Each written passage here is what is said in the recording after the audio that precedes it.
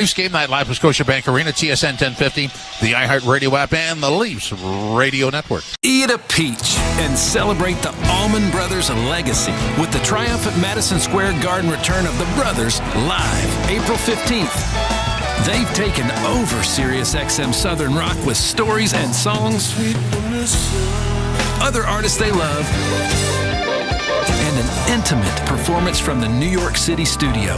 The Brothers host SiriusXM Southern Rock, now on Channel 79 for a limited time and always on the SiriusXM app. NHL Morning Skate. December 15th, Vancouver Canucks were in the playoffs. And this is when they had that big controversy going on. So they had to do something about it. And they did do something about it. Well, now they're not in the playoffs. You know what? They're not even really close anymore. This is the most absurd season falling apart. The most disappointing team this season of the 32 are the Vancouver Canucks. NHL Morning Skate with Scott Laughlin and Gord Stella. Weekdays 7 a.m. Eastern on NHL Network Radio, SiriusXM 91, and the SiriusXM app.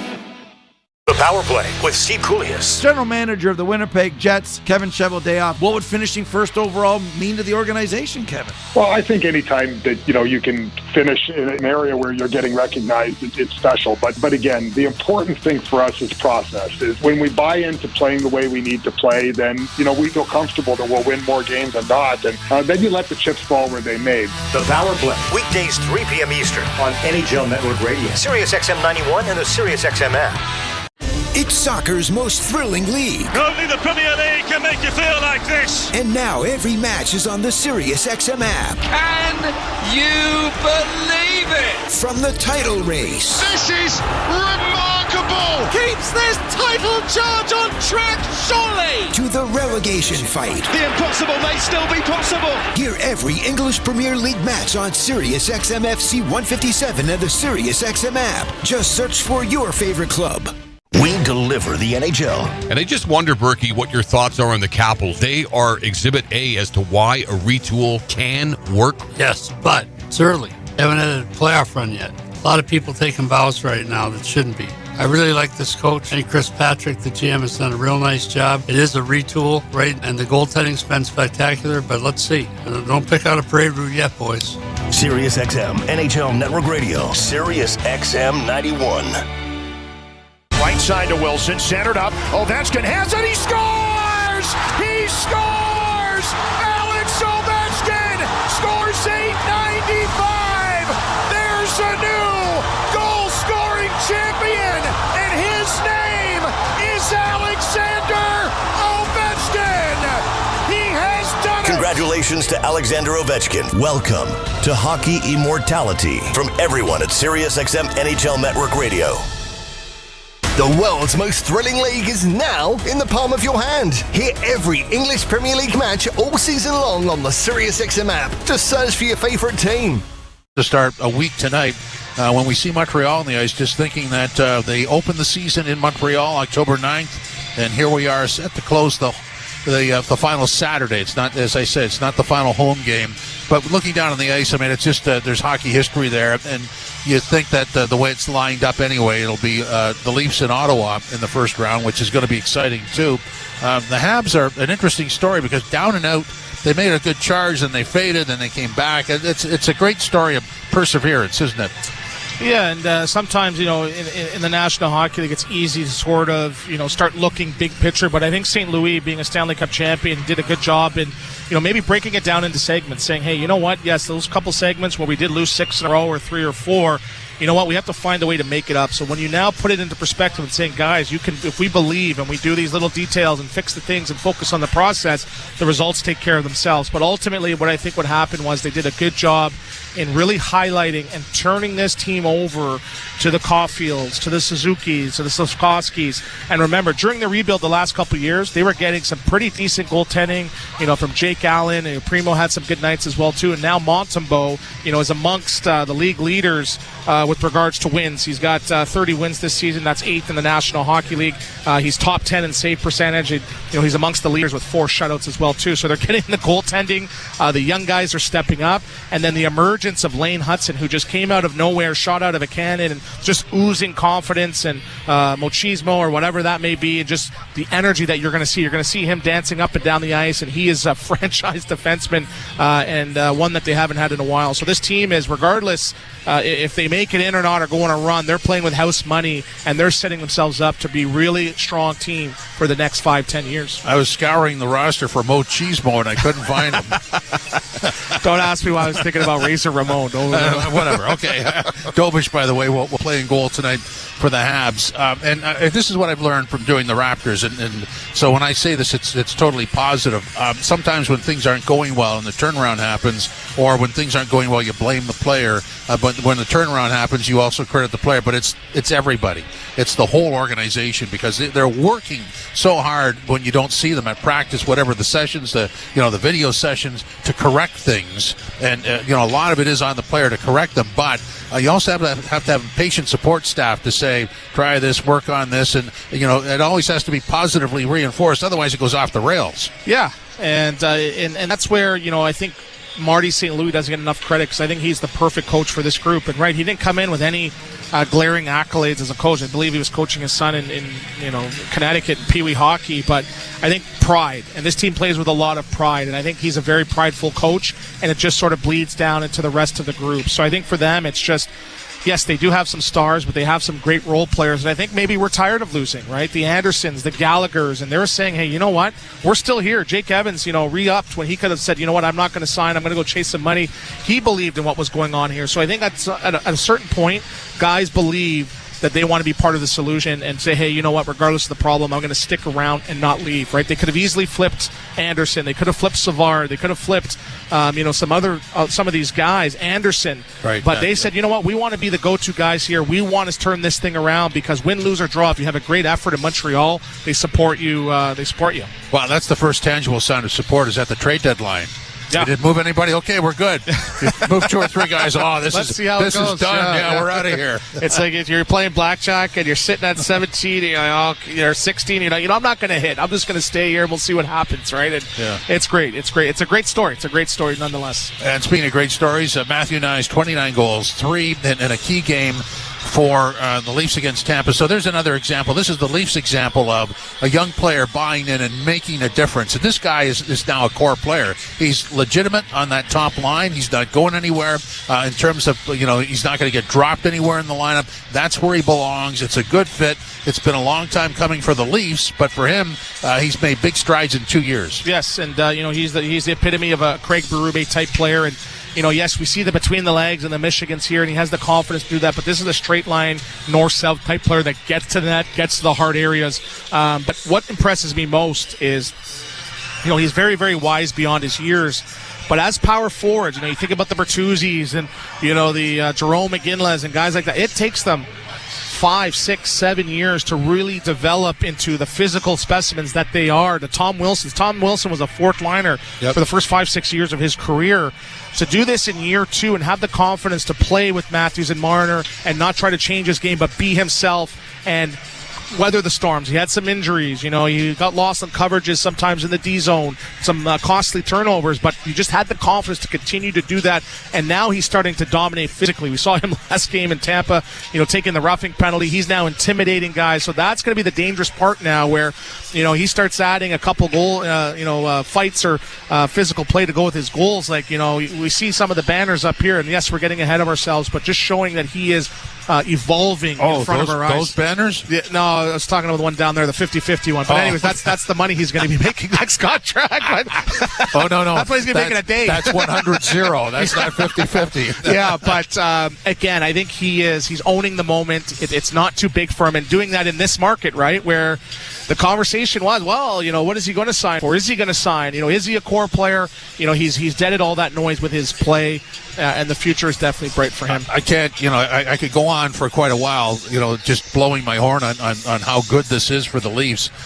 You draft a lot of players. Look how many defensemen they drafted over the years, and none of them, some of them are NHL players, but none of them really benefited the franchise outside of Morgan Riley. You draft some pretty good forwards, and nobody would ever draft anybody but Nylander, Marner, and Matthews. Those are great picks. but the support staff was never there. A lot of those forwards didn't, maybe they caught on later, but this guy jumps right in. Last year, he's learning to play 82 games for the first time in his life. And this year has taken it 5 steps forward. And a fit on the top line, that's nothing short of phenomenal for me. Yes, and I always use the market, right, where, the game is sort of microscoped on a game-by-game basis and a week-by-week, where in other markets, he might be a 35, 40 goal guy, but the fact that he's just blending in and not really letting the moment be too big for him just shows what type of player and character that he has.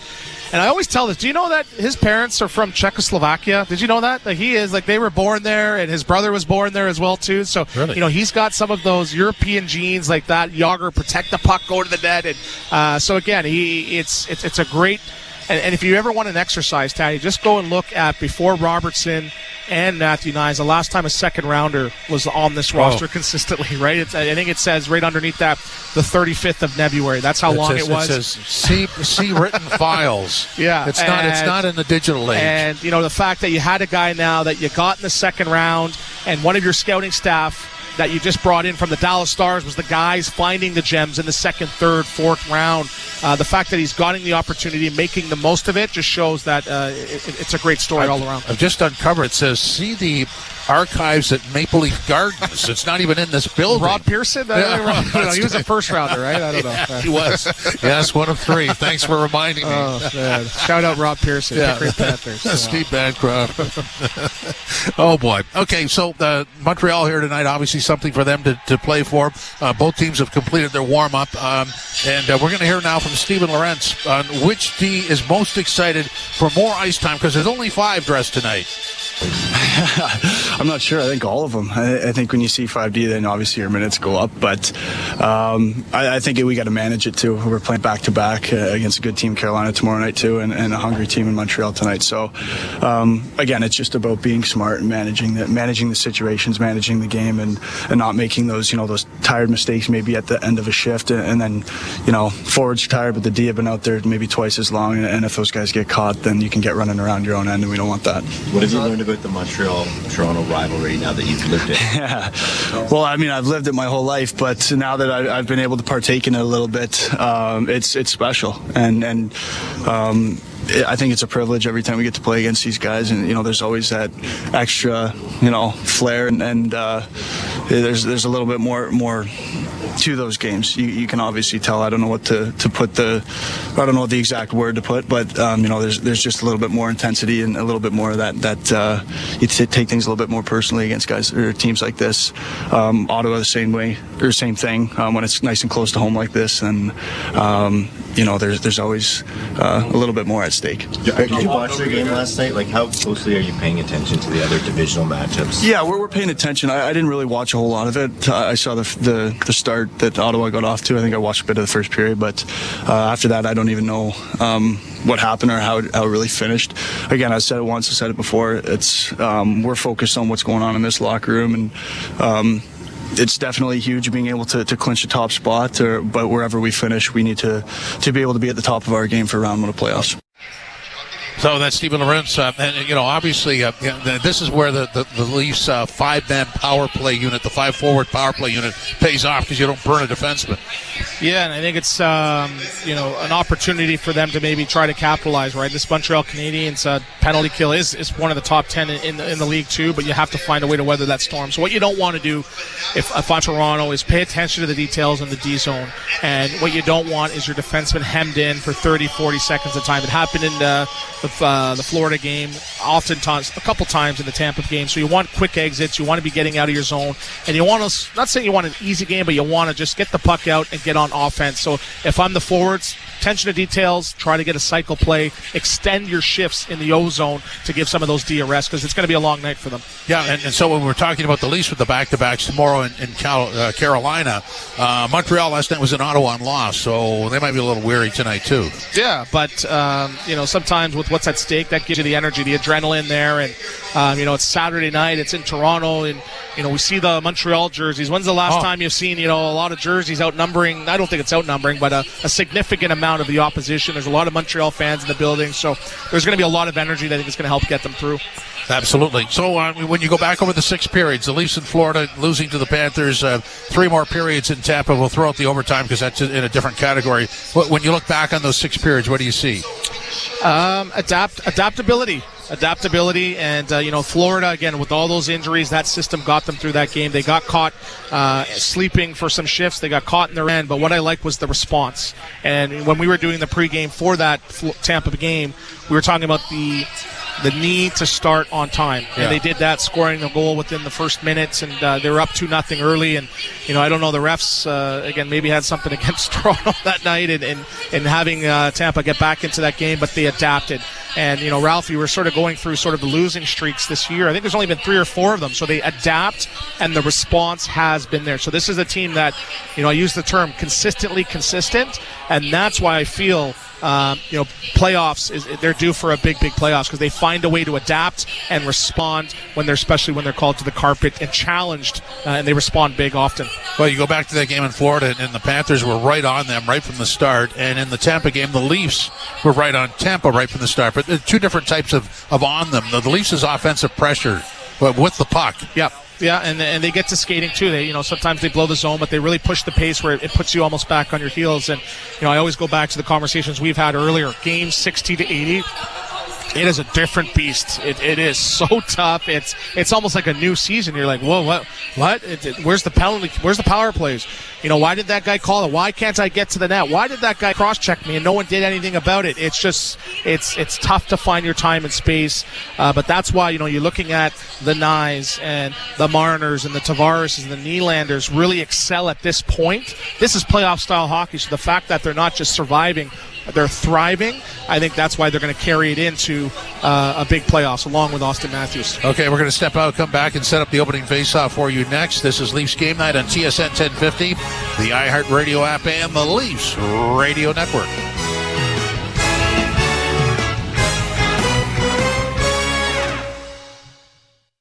When you get a Subaru with symmetrical full-time all-wheel drive and class-leading safety included, it's like you also get a Subaru that comes with your very own golf club holder, stadium parking navigator, a basketball team transporter, a remote cottage finder, a beaver spotter, a coach hauler, bear country guide, a family road trip carrier, a muddy road controller, extreme wind stabilizer, plus and we're out of time. Subaru is the multi-tool that masters every unpredictable weather condition. Visit your local Subaru dealer for great lease and finance options. Lately, times have been challenging, with many people facing increased interest rates, inflation, and rising credit card debt. Everyone needs a little help from time to time, but it can be hard to ask for help when it comes to your personal finances. But you're not alone. Millions of Canadians share that feeling with you. 500,000 Canadians have found help with their debt, and so can you, with Consolidated Credit Counseling Services of Canada. They are one of the largest non-profit credit counseling organizations in the country, with an A+ rating from the Better Business Bureau. They can help you consolidate your bills into one affordable payment, minimize your interest rates, and get you out of debt fast. No matter how much you owe, you don't need to do this alone. To get help, call 1-800-288-4991. That's 1-800-288-4991. Let Consolidated Credit get you back to a debt-free life. Call 1-800-288-4991. Call toll-free today for a free consultation. 1-800-288-4991. Ontario license number 4705786. At Great Wolf Lodge, your whole family can go on an adventure. Splash away in our water park and bowl a perfect score with your pack and mix game time with family time. And at Great Wolf Lodge, all this excitement is just a short drive away. So bring the pack together and learn more at greatwolf.com and strengthen the pack. Well, it's the final Saturday night of the Leafs regular season. The Habs are here trying to clinch a playoff spot. The Leafs have their own aspirations, like nailing down first in the division. Big win in Tampa for the Leafs Wednesday night. Nyes leading the way. Will he continue on? Will the Leafs take care of their own business, or will the Habs spoil the party? Well, let's find out. Molson Canadian Leafs hockey starts now. It's time for Molson Canadian Leafs hockey on TSN 1050 and the Leafs Radio Network. The Leafs live here. Oh, yes, they do. Welcome to Scotiabank Arena and Molson Canadian Leafs hockey on TSN 1050 and the Leafs Radio Network. Jim Taddy and former NHLer Anthony Stewart reporting. Bonesy and Ralphie will take over very shortly. The starting lineup is brought to you by Molson, the official beer sponsor of the Toronto Maple Leafs. The Leafs will line up this way. Matthews between Marner and Nyes. Tavares centering Yarncroke and Nylander. Domi centering Robertson and McMahon. Scott Lawton centering Steven Lorentz and Holmberg. The blue line pairings, well, there's only two. It'll be Riley and Carlo, Benoit and Tanev, and Philip Myers is the other defender. They're only going with 5 tonight. Stolar starts in goal. Stu, what do you make of that?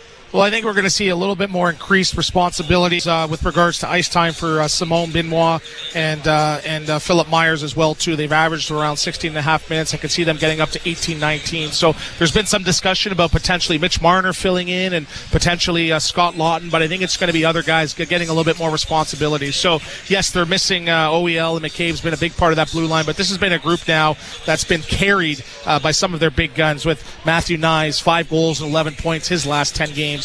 You got John Tavares, 10 goals his last 10 games. Nylander, 6 goals in his last 10 games. So the big guys have really been standing out and finding ways to put the team on their back at different times and having big moments and getting this team some wins. So power play's been great. So they're going against a tough Canadian teams on the penalty kill, top 10 in the league. So it's a desperate Montreal Canadiens team. They want to put a little bit more cushion against some of those teams that are chasing them for that final wild card. So I'm going to make for a good game tonight for these both teams now, but again, I think Toronto's playing at a higher level right now, and I could see them getting the win tonight. So you do the math, there's 5 defensemen. Obviously somebody gets more minutes, and we don't know what the situation is for tomorrow when the Leafs are in Carolina, if they'll do 5 again. So here is Coach Berube. Before we do that, let me set this up. Tonight's coach's comment is powered by your Ontario Honda dealers. Score a $1,500 bonus on the CRV Sport. Conditions apply. Visit HondaOntario.com. Berube and Myers getting more of an opportunity tonight. Oh, for sure. I mean, with 5D, he's going to play more and be in more situations that he's probably not used to. But, you know, when you got 5D like that, it's where our forwards going to have to work tonight. Like, I mean, they got to do a good job of helping out,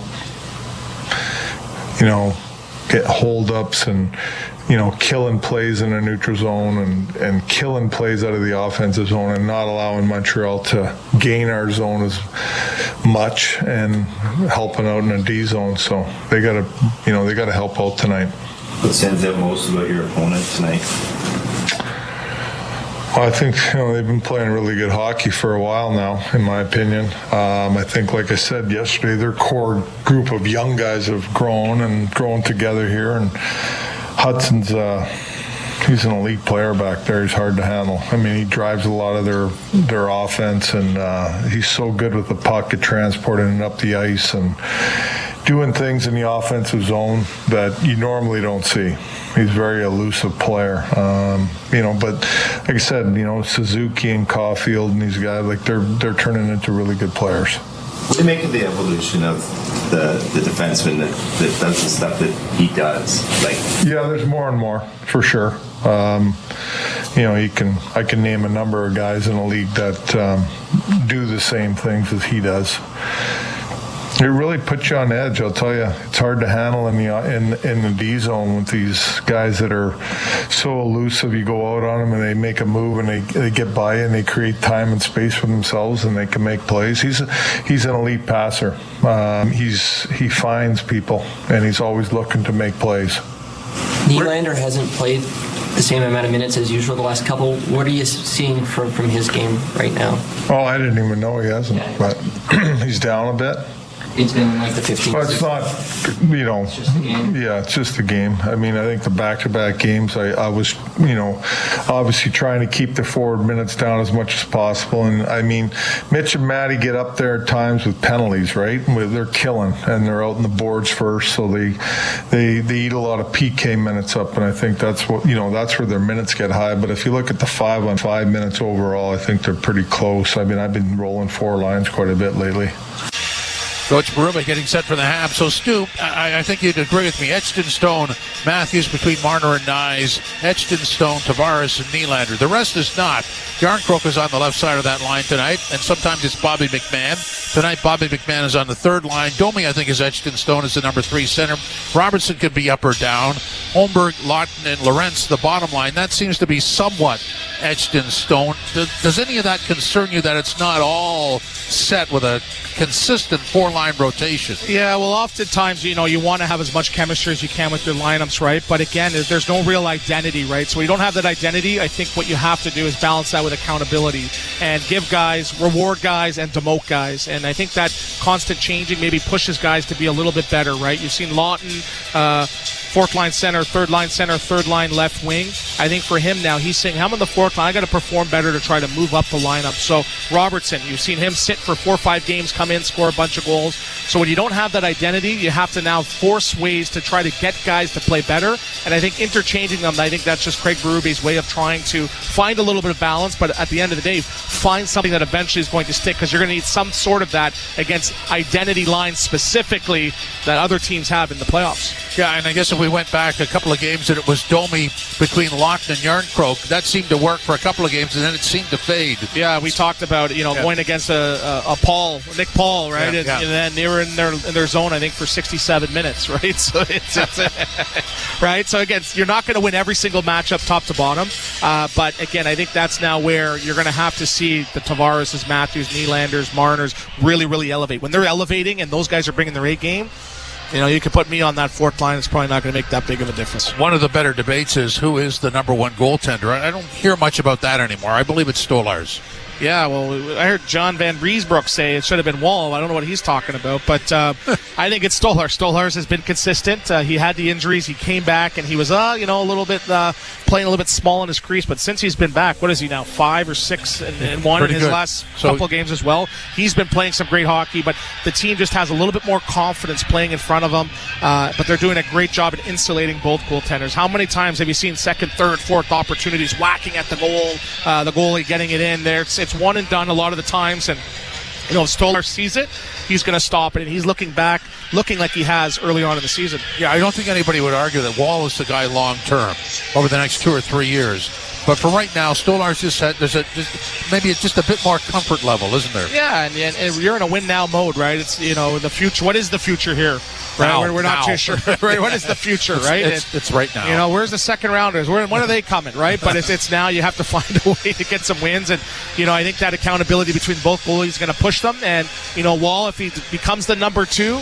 Next year's a new year, good training camp. He can now become a number 1. So it's a good problem to have when you have 2 good goalies push each other. That's one of the main reasons I believe you have a first-place team in the division right now. So we can do all the analysis we want, and we pretty well have.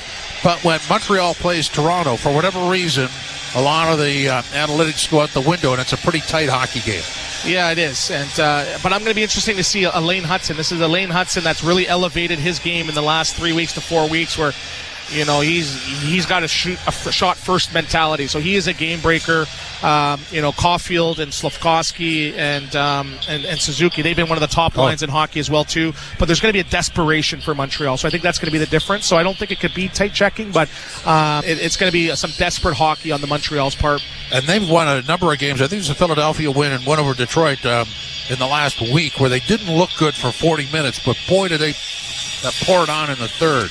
Yeah, they do, and they've been getting some great goaltending from Montembeault, right? And he's not playing tonight, obviously, but he's got 30 wins, and he's up there within save percentage and shutouts as well. So this is the team that it's really playing desperate, good hockey under Martin St. Louis, and I don't think they're giving enough credit for what he's doing with the system, but getting the most. It's not the most talented roster, but guys are elevating, playing above their salary cap hit. They're playing desperate. They're getting some good wins, and they've earned everything they've got to this point.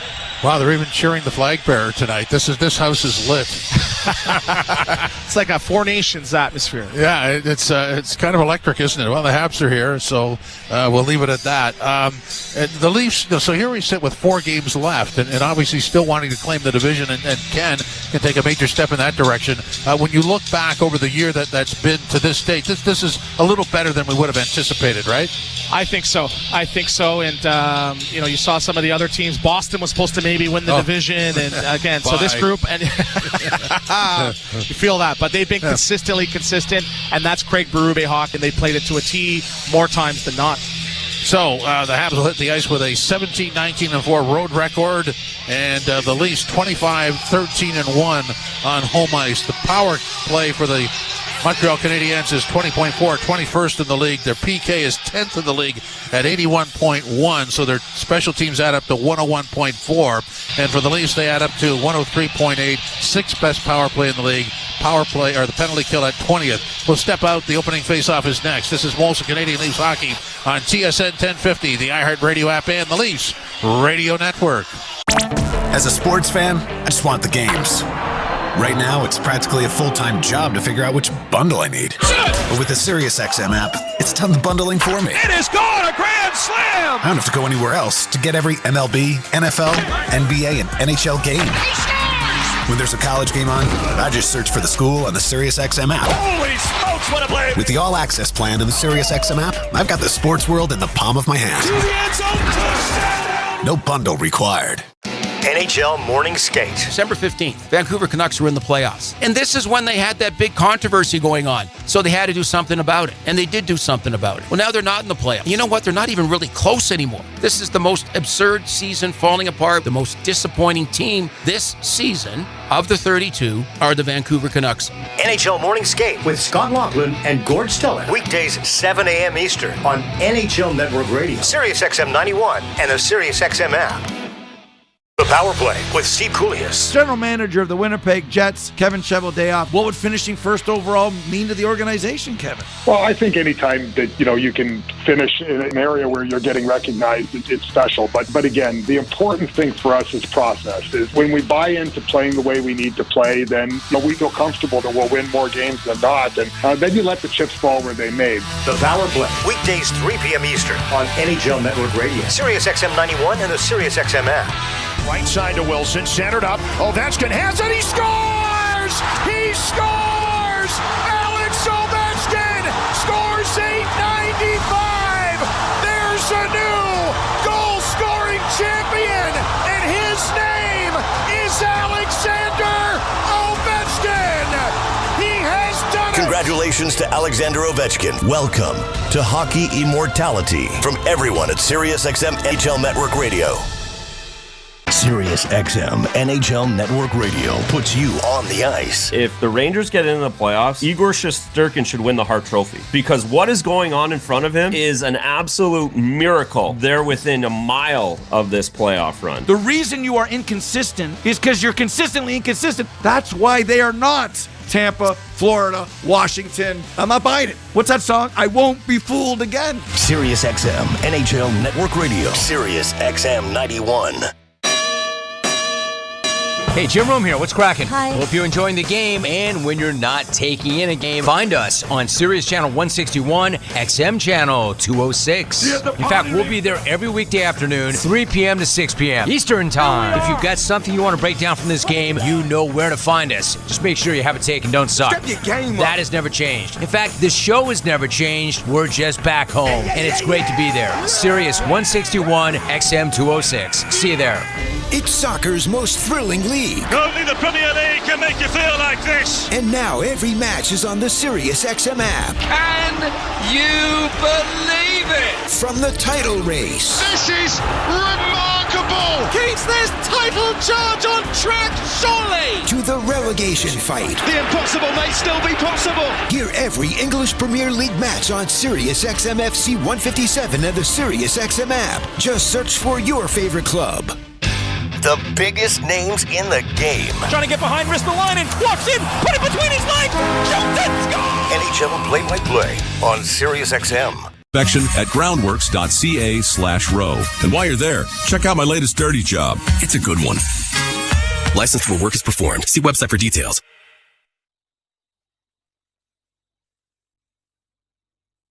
Order up for Damien. Hey, how did your doctor's appointment go, by the way? Did you ask about Rybelsus? Actually, I'm seeing my doctor later today. Did you say Rybelsus? My dad's been talking about Rybelsus. Rybelsus? Really? Yeah, he says it's a pill that...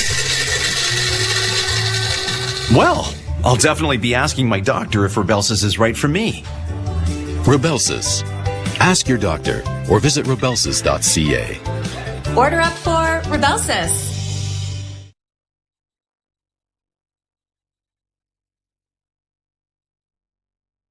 Overdrive, Toronto's favorite way to drive home.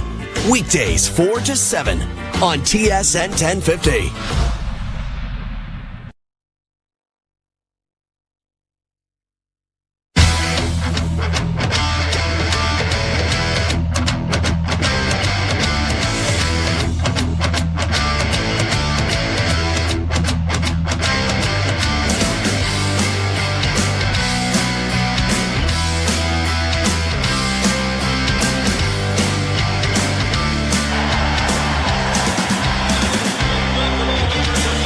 The Leafs and the Montreal Canadiens. And prior to the game, while we were away at commercial break, the honoring of three gentlemen who have passed away in recent days. Greg Millen, of course, the longtime broadcaster and former NHL goaltender.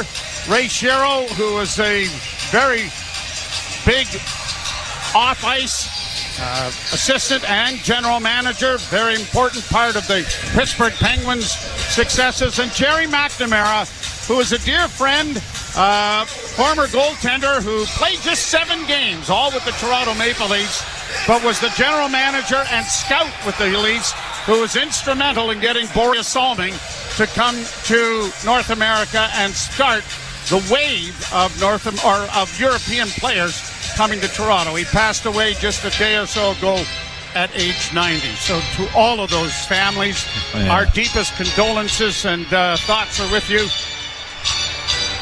And we're underway. The Leafs to the right and the Canadiens to the left. The Habs trying to get into the postseason with a win or an overtime loss. But the Leafs trying to maintain first place in the division as they get it in over the line. Yarncrook on the left wing now for Tavares. Tavares working back towards the blue line. Holds on, gets it off on the right wing. Carlo a shot right on. And Dobish made the save. Jakub Dobish starting in goal for Montreal.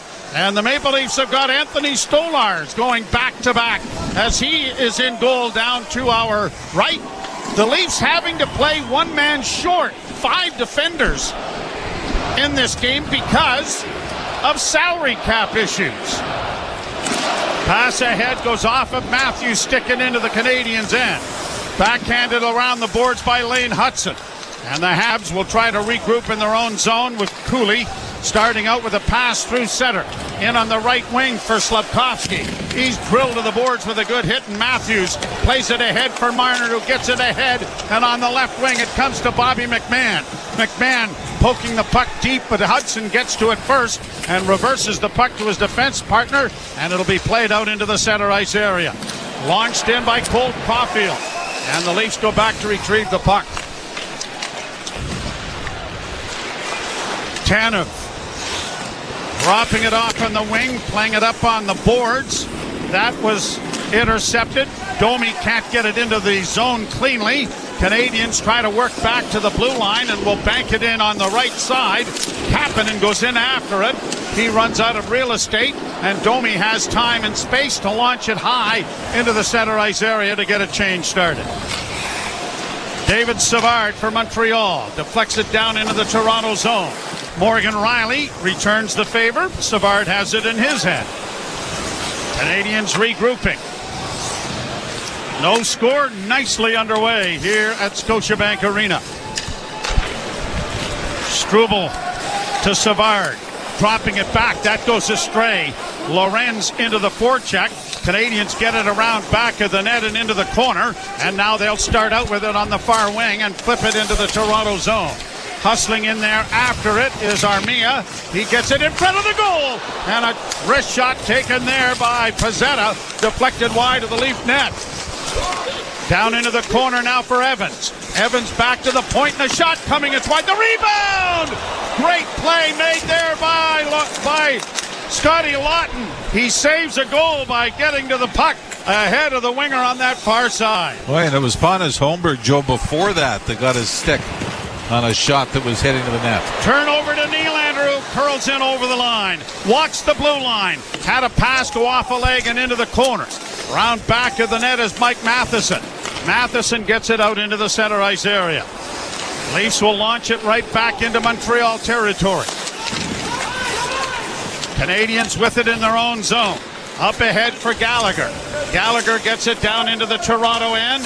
Into the forecheck is Christian Dvorak. The puck is steered wide of the Leaf goal. Played off the wall, but not out.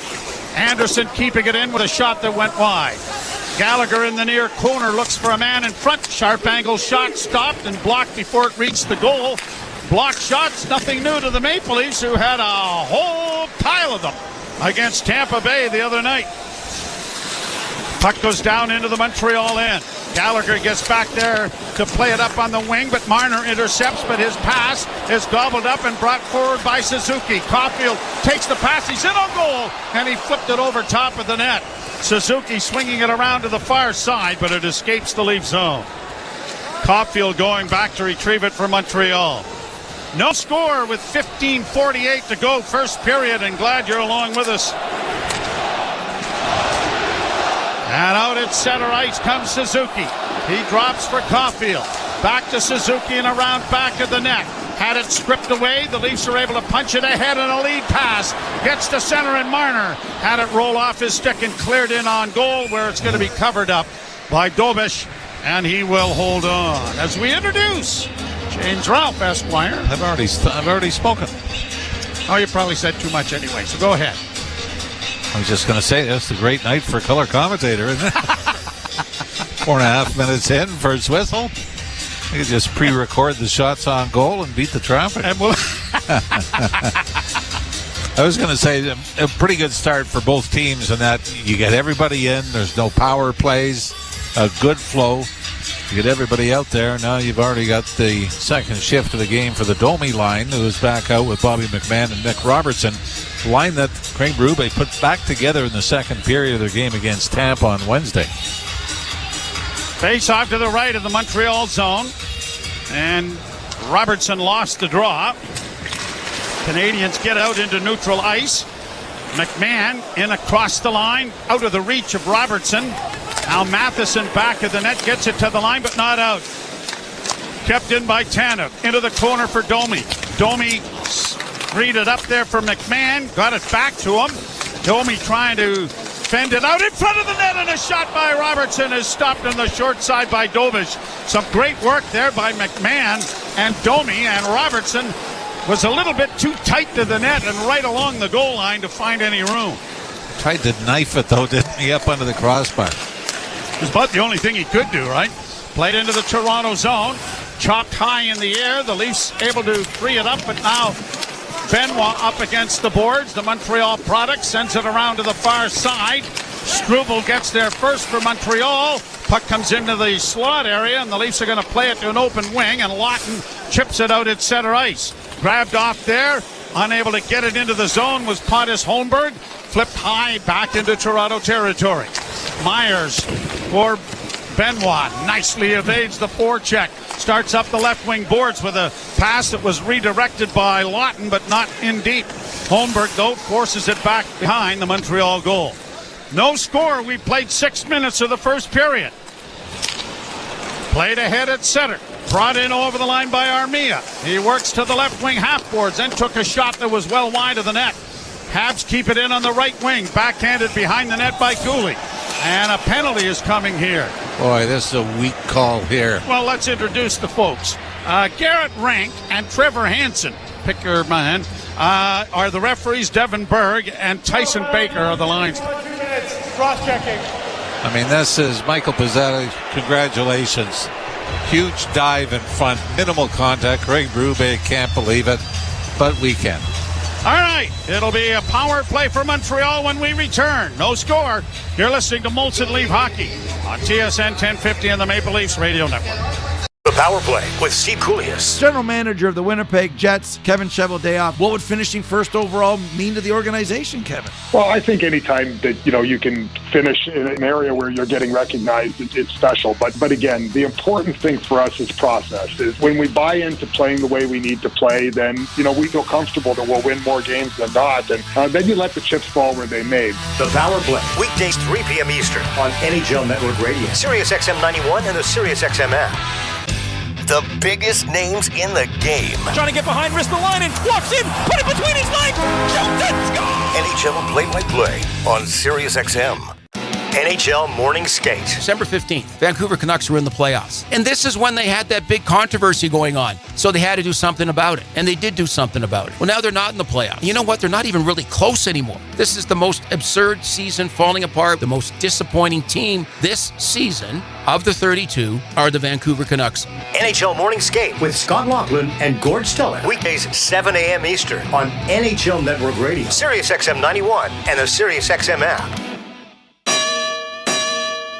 Hey, Jim Rome here. What's cracking? Hi. Hope you're enjoying the game, and when you're not taking in a game, find us on Sirius Channel 161, XM Channel 206. In fact, we'll be there every weekday afternoon, 3 p.m. to 6 p.m. Eastern Time. If you've got something you want to break down from this game, you know where to find us. Just make sure you have it taken, don't suck. Step your game up. That has never changed. In fact, the show has never changed. We're just back home, and it's great to be there. Sirius 161, XM 206. See you there.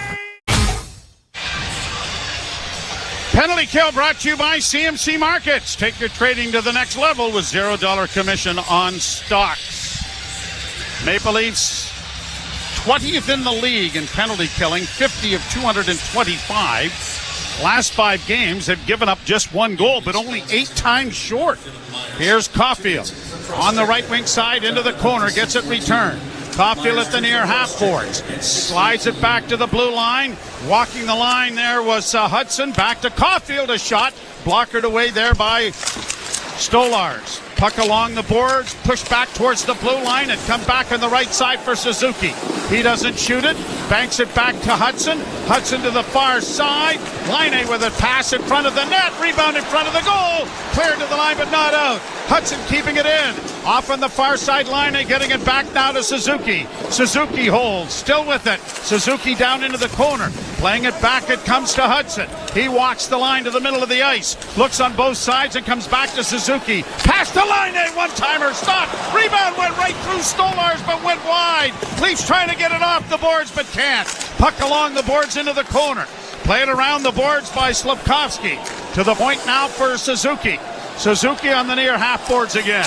Down into the corner, Slafkovsky. Back to Suzuki and now to Hudson. Hudson walking the line. Slides it off to Suzuki and a shot is wide of the net. Laine on the far half wall. Back to the blue line off a stick, but controlled by Suzuki. Into Slafkovsky. Back it comes to Suzuki again. He walks back towards the blue line. Feeds it off to Hudson. Near side off the skate of Slafkovsky to Laine. Laine in the corner. Sharp angle shot by Caulfield was wide. 26 seconds left in the penalty. Far side is going to be intercepted by the Leafs and shot down the ice. How was that for a penalty kill? 140 in your own end, and the Leafs are able to finally survive it by getting it down the ice. Patrick Laine has 20 goals this year, 15 of them on the power play, and obviously the Canadiens' power play has improved a great deal since he's arrived on the scene. Puck back to the point, the penalty to Myers is over. A shot in traffic, deflects out at center, but Myers had gone to the bench. Play it around the boards to the far side. Brandon Carlo got it away from one man, and out come the Leafs now, led by Nyes, who failed to get it ahead for Lawton. Leafs are changing. Lawton out there, along with Pontus Holmberg, played to the Leaf blue line and into the zone. Dvorak taken to the boards as the puck goes high in the air. Bit of interference there, run by Anderson as the Leaf player didn't touch the puck. Another shot blocked by the Leafs, and the puck is around the boards to the side of the net where it's going to be covered up by Anthony Stolars. And Gallagher, I was going to say nose to nose with Carlo, but it was more nose to chest with Brandon Carlo. I will tell you, I mean, it was a clear dive that drew the penalty for the Montreal Canadiens. And I was saying, and I'll ask you your thoughts on it. What if when you can challenge, you could actually challenge that it was an embellishment? Now, would you be for that? Well, as long as the games were under 5 hours. No, you still only get the one challenge. Get one challenge. Yeah. Oh, I see. So whether you use it for a goal or anything else? Yeah. Now, would you have used it there? No. Probably not at this time. Too early. No, but I could see that. And then You have to put the player that dove his picture up on the scoreboard the rest of the game. Really? Yes. Like They wanted poster. It's like, and you go to the penalty box and you feel shame. Yes. Flipped high into the Montreal zone. Who was that? What was it? LaRue. Wasn't it? What's the character? Oh, Denny Lemieux. Denny Lemieux. Yeah. Here's Myers. At his own blue line, got it ahead. Nylander snaps it into the zone. Pounding down the wall was Järnkrok. Back at the net. Nylander comes out of the corner. Sharp angle, doesn't shoot it. Back to the point it goes. Carlo a drive. And that was blockered by Dobish. It fell to his knees, and he was able to get a glove on it. Boy, John Tavares. And he'll hold on. Looking for a redirection and a rebound. I think Calle Järnkrok might have had a swipe at it as well as it came in to the point. One thing for sure, with the Leafs only dressing 5 defensemen, Philip Myers is going to get a little more ice time than the 7 minutes and 19 seconds he saw in Tampa. Yep. Now, the funny, with him playing only 7:19 in Tampa, I think it shows that you can go mostly with 5 defensemen, and a lot of games where you do have 6 available. Dobish is 7-4-2 this year for the Canadiens, 2.87. But had a great start. Shutout against Florida in his first NHL game. Played to center ice, and Morgan Riley is back to find Brandon Carlo, who banks the puck. That went off a player, so it's in on the boards, and then as it caroms to the goaltender, Dobish will cover up on it, and a face-off is going to come in the Montreal zone with 10:06 to play here in period number 1. All right, so for Dobish, at the shutout at Florida, was 5-0 in his first 5 starts and only gave up 8 goals in those 5 games. So he's 4-2-2 since. Yep. Face off in the circle to his right. And a 1-2-1 in his last 4. Here's Meyer, or at least Marner, trying to get in front of the net. He was tripped, but he didn't dive properly, and so there's no penalty. Leafs with the puck back in the Toronto zone. Played to the near wing. Brought out now by Nyes. Nyes is going to shoot it down into the offensive zone. Puck along the boards, pushed around back of the net. And it'll be played up on the wing, but it does squirt to center. Leafs Matthews playing it off to Marner. Marner on the left wing, out of the reach of Nyes. And Hudson goes back to retrieve it back of the net. Matthew Nyes with the hat-trick winning goal. Last time that happened was 2006, October the 14th, and it was a rather memorable night. That's Sundin's 500th goal. And by the way, that one was shorthanded in overtime. Puck back in the Toronto end. Tanev up ahead for Bobby McMahon. Tried to make a backhand pass, then got it to Domi. Domi's in over the line, drops it into the corner. Unable to reach it, though, was Robertson. Back to the point to Riley. Fanned on a pass. Now he tries to send it to the net, and it goes off his stick and off the boards to the far corner. Centering pass, and Domi tipped it, but it went well wide of the goal. Canadians back in their own end. Shots favor Toronto 4-2. Power plays 1-0 in favor of Montreal. In over the line, and a shot by Kapanen deflects, and it's going to be cleared by the Leafs back down into the offensive zone, but icing waved off. Quickly played up ahead by the Canadians. And I guess it was offside, as it's coming all the way back into the Canadian zone with 8:25 left to play in the period. And we're going to go to a commercial break. It is 0-0. The Leafs and the Habs. You're listening to Molson Leaf Hockey on TSN 1050 and the Maple Leafs Radio Network. From the biggest stadiums to the coziest holes in the wall. From house parties to porch hangs to pride celebrations. From your favorite fuzz shop to your local Indian spot. From noodle bars to sports bars to salsa bars. There's a Molson with your name on it. Canadian Ultra XL. Molson. Everyone in. Must be legal drinking age.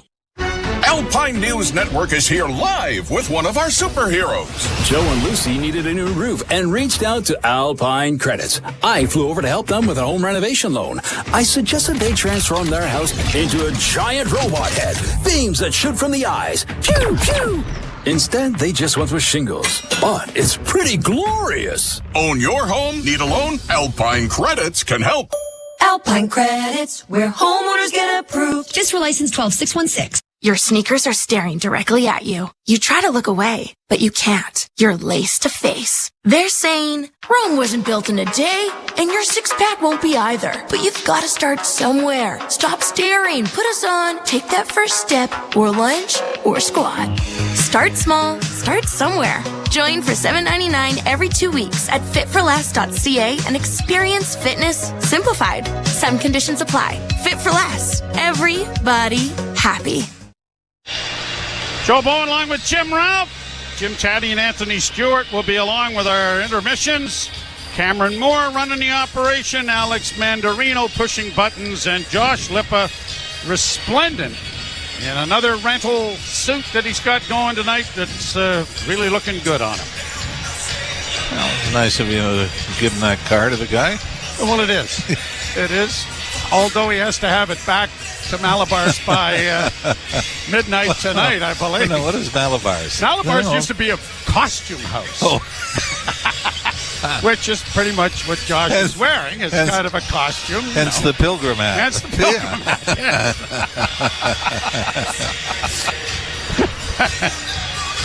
Face off to the right. I don't even know if Malabar's is still with us.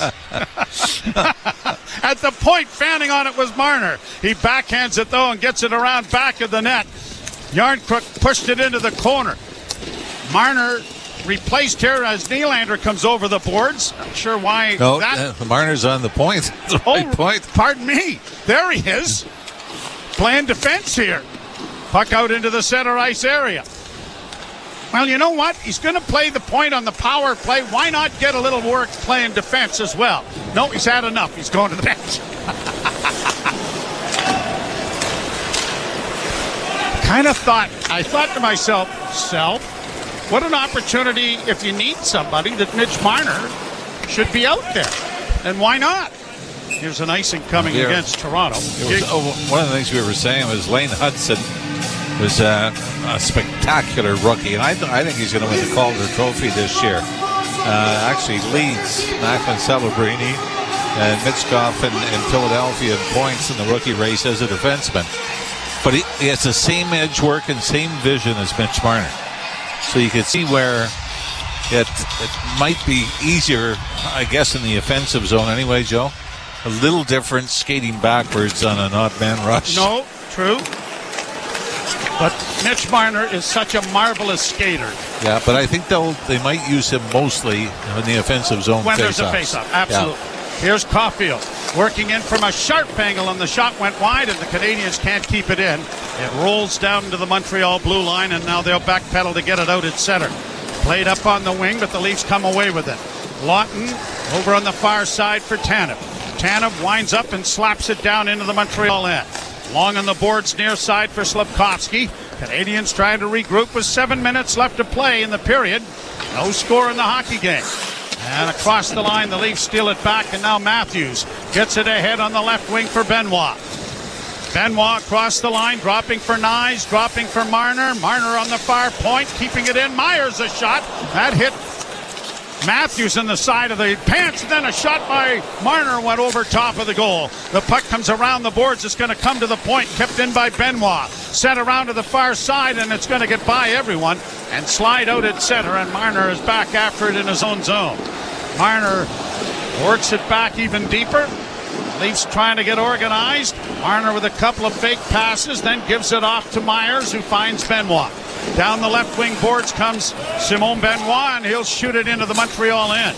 Puck gets by one, and off a skate, controlled by the Leafs. Domi slid off on the left wing. Riley, a shot, big rebound in front of the goal. They're banging away at it. It comes back to Morgan Riley. Riley at the near point. walks to the near boards, plays it in around back of the net. It'll be Robertson making a nice move to come out of the corner with it. Now looking to replay it into the corner for Domi. Domi back to the blue line. Robertson plays it into the corner for Riley. Riley works back to the blue line, drops it off there. Shot by Carlo went wide. Domi leaves it for Robertson. Robertson has it knocked off his stick, and the Canadiens get it out at center. Knocked away nicely there by Brandon Carlo as one of the Habs was in behind the defense. That was Josh Anderson. Played back down into the Canadian zone. 5:22 to play, first period, no score. Out at center ice now for Patrick Laine. Laine in over the line, taken to the boards as it goes around back of the net. Tanev got there to play it up on the wing. The Leafs send it rink wide for Nylander. Nylander with a attempted pass for Yarncrook that didn't connect. And it's back into the center ice area for Tanev. He's going to drill it in this time. Round on the far boards, Hudson has it taken away by Nylander. Round back of the net goes Willie. Nylander stops up, still with it, now coming to the side of the goal. Round back of the net once more. Going to try it again, but he ran out of real estate. And then Yarncrook couldn't help him out. Canadians break it back at center. They'll launch it high on a bounce in wide of the Leaf goal. Into the corner, Benoit pins his man sufficiently, and the Maple Leafs have it under control in their own zone. Then a turnover by Myers, and a wrist shot is deflected wide of the goal. Into the corner it goes for Lorenz. He'll play it around back of the net. Stolars couldn't slow it up for his defenseman, but it'll come free. And back of the net goes Lorenz. Lorenz will leave it there for Myers. Myers with a lead pass at center. Down the left wing boards comes Steven Lorenz. Lorenz into the corner, trying to play it around back of the net. It's grabbed off there by Jake Evans of the Canadiens. Leafs trying to get it freed up. Pinned to the boards was Savard. It'll come up on the wing, but not out. Leafs go D to Riley. A pass in on goal and was deflected. It comes back to the blue line to Carlo. Into the corner now for Pontus Holmberg. Right wing side goes back of the net. That's drawn a crowd right back of the goal. And finally dug free by Struble and played out at center ice by the Canadiens and down into the Leaf end. Icing a possibility, waved off. Riley able to free it up now, and back of the net comes Brandon Carlo. Up on the left wing for Pontus Holmberg. Holmberg a pass in on the right side. Marner trying to stretch things out but running out of real estate, and it is cleared by Montreal to center ice. Canadians misfire on a pass, and an icing call with 3:06 will stop play and bring the face-off into the Montreal zone. How about this, when you look at how fast things can change? Canadians go to the finals in 2021. 4 players remain 4 years later in the Montreal Canadiens. Brendan Gallagher, Jake Caulfield, Jake Caulfield. What do we got here? Cole Caulfield. Jake Caulfield played in Pittsburgh, didn't he? I believe so. Yeah, Jake Evans, that's where he got it wrong, and Josh Anderson are the only 4 players still remaining on a team that went to the Stanley Cup Finals just 4 years ago. A break in the action with 3:03 to play. No score, Leafs and Habs. You're listening to Molson Leaf Hockey on TSN 1050 and the Maple Leafs Radio Network. Feel the excitement of the UEFA Champions League knockout stage on Sirius XM FC. Europe's best clubs. What a start for Inter! And Barca are level! Brilliant Arsenal goal! The world's brightest stars. Mbappe! Kane! Rafinha! All chasing club soccer's ultimate prize. A new page in their glorious history. The Champions League knockout stage, where legends are made. On Sirius XM FC, channel 157 in the car, and the Sirius XM app. NHL Morning Skate. December 15th, Vancouver Canucks were in the playoffs. And this is when they had that big controversy going on. So they had to do something about it. And they did do something about it. Well, now they're not in the playoffs. You know what? They're not even really close anymore. This is the most absurd season falling apart. The most disappointing team this season of the 32 are the Vancouver Canucks. NHL Morning Skate with Scott Laughlin and Gord Stellick. Weekdays 7 a.m. Eastern on NHL Network Radio, Sirius XM 91 and the Sirius XM app.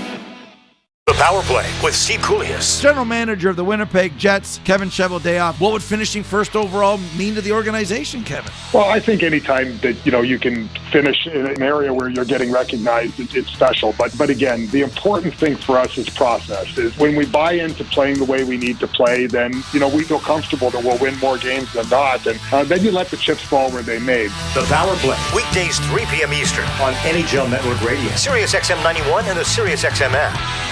Join me, Gord Stellick, and Scott Laughlin as we recap the night that was on NHL Morning Skate, weekday mornings at 7 a.m. Eastern on NHL Network Radio, Sirius XM 91. 50, everywhere you want it. The Columbus Blue Jackets continue to keep the pressure on the Montreal Canadiens, picking up their 83rd point with a 7-0 thrashing of the Washington Capitals this afternoon. So they have 83 points. Montreal has 87 points. Columbus has 3 games left. Canadians using up their third to last game here tonight. So this ain't over yet. Well, what a story the Columbus story is. Montreal going into Ottawa last night actually had an opportunity to move within a point of the Ottawa Senators with a game in hand. Draw scrum. The Canadians work it up on the near boards to center. Riley let it go, and it goes to Tanev, who goes back in his own zone and plays it out at center. Canadians not waiting in long enough to get people on side, and Nyes works in over the line, makes a little play along the boards, lost the handle on it, bulls his way to it again, couldn't get it to Marner, but it's kept in at the blue line. But a shot by Tanev went off a leg and comes to center ice. Marner turns the puck over just out of the reach of Matthews, who takes his man down, but can't get to the loose puck.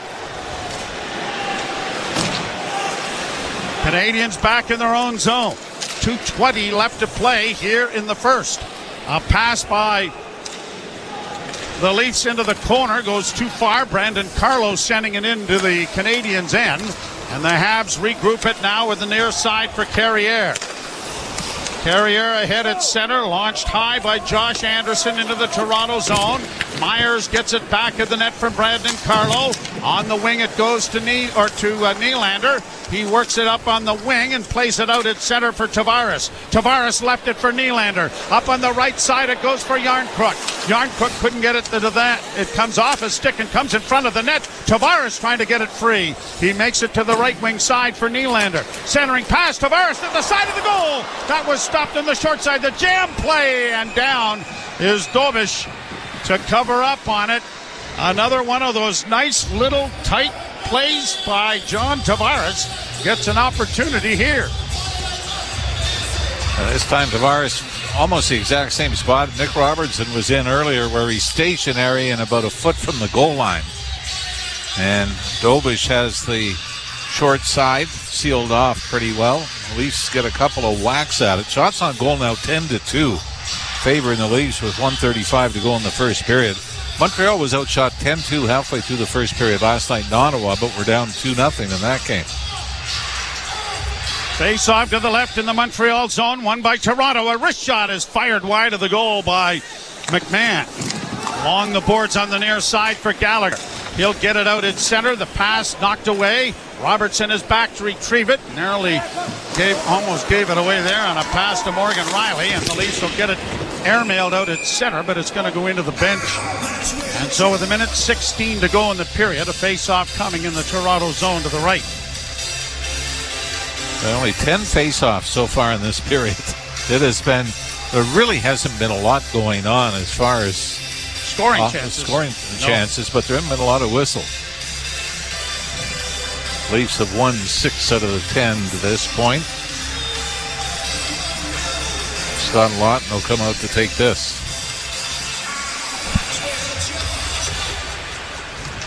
Draw one by Toronto. Played high off the glass to center. Racing in after it is Lorenz. He pokes it further back at the net. Took a hit there and lost his stick in the configuration. And then a backhand is swallowed up by goaltender Dobish. Boy, I like this, though, for the fourth line. Steven Lorenz, get it down the right wing boards and keep going. Don't try to pull up and make a back pass. Everything straight line for these guys. And even though Homer gets an opportunity, not a great one on the backhand on a wide wraparound. But that's what you want, right? Just dump and chase, hit, bang, go to the front of the net. And be out of your end of the ring. Yes. Do it in the other guy's zone. Draw to the right of Dobish. Minute 2 to go in the period. No score. Nyes is interfered with and knocked down by Matheson. Our referee-in-chief up here in the booth thought that was a penalty. Oh, so did I. Well, maybe I should have said no call. Evans gets it back to the point. D to D near side. Carrier a shot, and that was stopped. And the Leafs were able to break it out now with Marner launching it high down into the zone. It takes a funny bounce, but it didn't bounce enough to find Matthews, who steals back of the goal. Matthews tries to center. Oh, he had Marner there, but it hit the side of the goal. Matthews gets it again. Back to the point to Benoit. Shot coming, but an easy save for Dobish into the corner. Along the boards with 18 seconds left. Matthews with it again. Marner was drilled to the boards once more, that time by Armia. And now here's Nyes stealing. He's got Matthews in front. Nyes takes it to the front of the net. Matthews jamming away at it. Down is Dobish, and they're going to cover up on it. Boy, there could have been a couple of penalties there, too. Marner on Armia, and then looked more like a stumble when Matthews was able to recover it on the far boards and take it to the net. Leafs are going to pull goaltender Stolars with 1.7 seconds remaining in the period. Lots of time for Matthew Nyes. Lots of time here. Got all kinds of It's time. not that big a deal. No, it's not. I used to get pulled in the first period all the time. Oh, really? Oh, yeah. Not for this occasion? A lot earlier than this. Draw to the left in the Canadian zone. Tavares hoping to draw it back to Matthews. And he'll draw it back, but it's out of the reach of everyone. And there's the horn to end a scoreless first period. Willie Nylander still gave the little sprint back. Just in case. Just to avoid that Well, you moment. never know if somebody's a little slow on the clock. You can't really, judge that. Leafs outshoot the the Canadiens 10-2 in a scoreless first period. Jim Taddy along with Anthony Stewart coming your way with our first period intermission. You're listening to Molson Leaf Hockey on TSN 1050 and the Maple Leafs Radio Network. Because sometimes the music needs to speak for itself. Calm your commute with the instrumental channels on the Sirius XM app. From smooth jazz and epic orchestras to lo-fi beats and high-energy rock anthems. Find over a dozen instrumental channels available anytime, at home, on your phone, computer, Alexa, TV, or other internet-connected devices. NHL Morning Skate. December 15th, Vancouver Canucks were in the playoffs. And this is when they had that big controversy going on. So they had to do something about it. And they did do something about it. Well, now they're not in the playoffs. You know what? They're not even really close anymore. This is the most absurd season falling apart. The most disappointing team this season of the 32 are the Vancouver Canucks. NHL Morning Skate with Scott Laughlin and Gord Stellick. Weekdays 7 a.m. Eastern on NHL Network Radio, Sirius XM 91 and the Sirius XM app.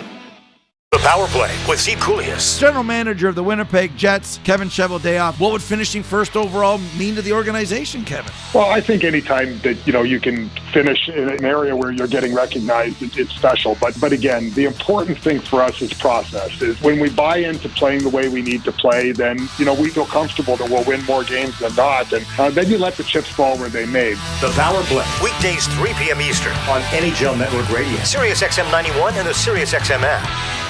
It's soccer's most thrilling league. Only the Premier League can make you feel like this. And now every match is on the Sirius XM app. Can you believe it? From the title race. This is remarkable. Keeps this title charge on track, surely. To the relegation fight. The impossible may still be possible. Hear every English Premier League match on Sirius XM FC 157 and the Sirius XM app. Just search for your favorite club. We deliver the NHL. And I just wonder, Berkey, what your thoughts are on the Capitals. They are Exhibit A as to why a retool can work. Yes, but It's early. Haven't had a playoff run yet. A lot of people taking bows right now that shouldn't be. I really like this coach. I think Chris Patrick, the GM, has done a real nice job. It is a retool, right? And the goaltending's been spectacular, but let's see. Don't pick out a parade route yet, boys. Sirius XM NHL Network Radio. Sirius XM 91. Right side to Wilson, centered up. Ovechkin has it. He scores! He scores! Alex Ovechkin scores 895. There's a new goal-scoring champion, and his name is Alexander Ovechkin. He has done it. Congratulations to Alexander Ovechkin. Welcome to Hockey Immortality from everyone at Sirius XM NHL Network Radio.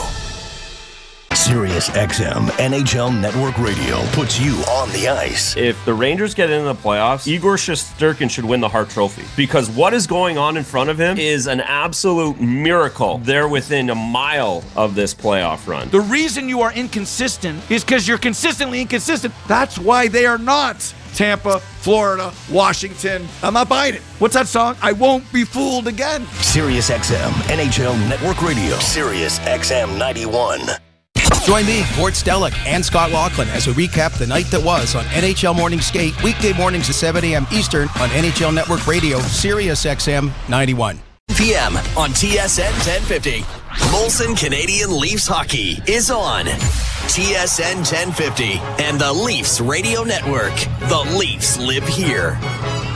And scoreless after 20 minutes of play. TSN After 20 brought to you by Subaru. Hurry to the all-in-one event for great offers and experience all the features that come standard in a Subaru. So scoreless, 2 shots on goal by the Habs, 10 by the Leafs. I don't think there was a bona fide Class A chance in the whole mess, was there? No. So it was one of those games. I described it maybe as a yacht rock type of period where it was just a little bit of a background noise. And, you know what? There's a couple good plays there, but not much going on in any sense of the word. But if you had to give the advantage, maybe a small advantage to Maple Leafs. They had some good cycle plays. I noticed Domi's line was in there, creating a little bit of havoc.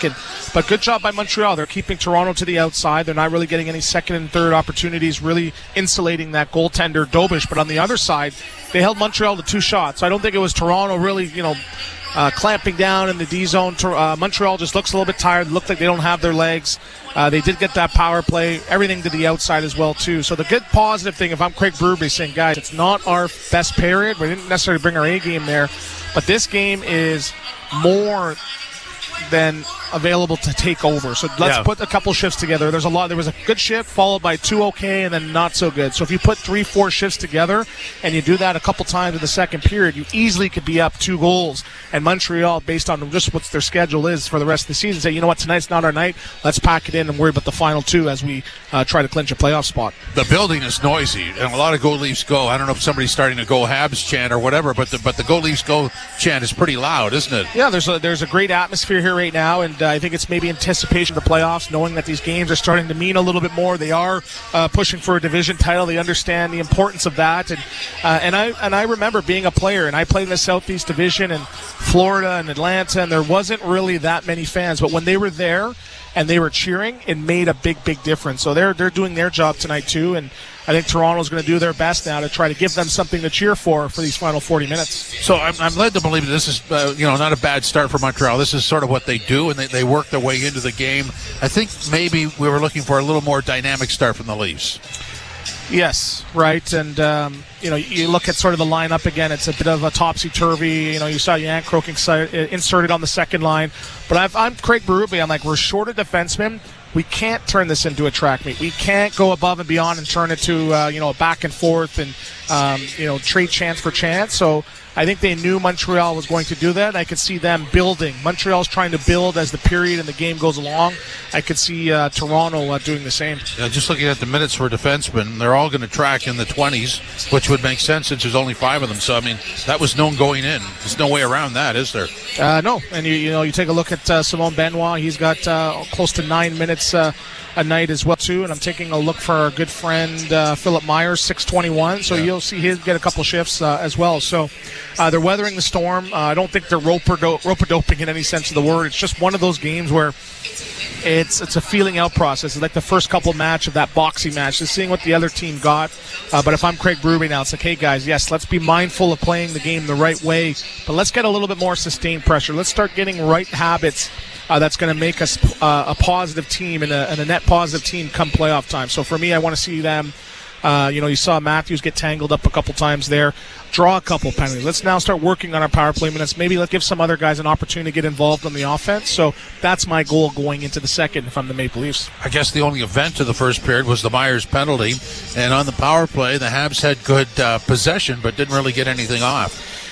Yeah, and 21st best power play in the league, and they did a lot from the outside, right? Hudson's got the head fakes. He's very dynamic at getting across the line and kicking it back down to Suzuki.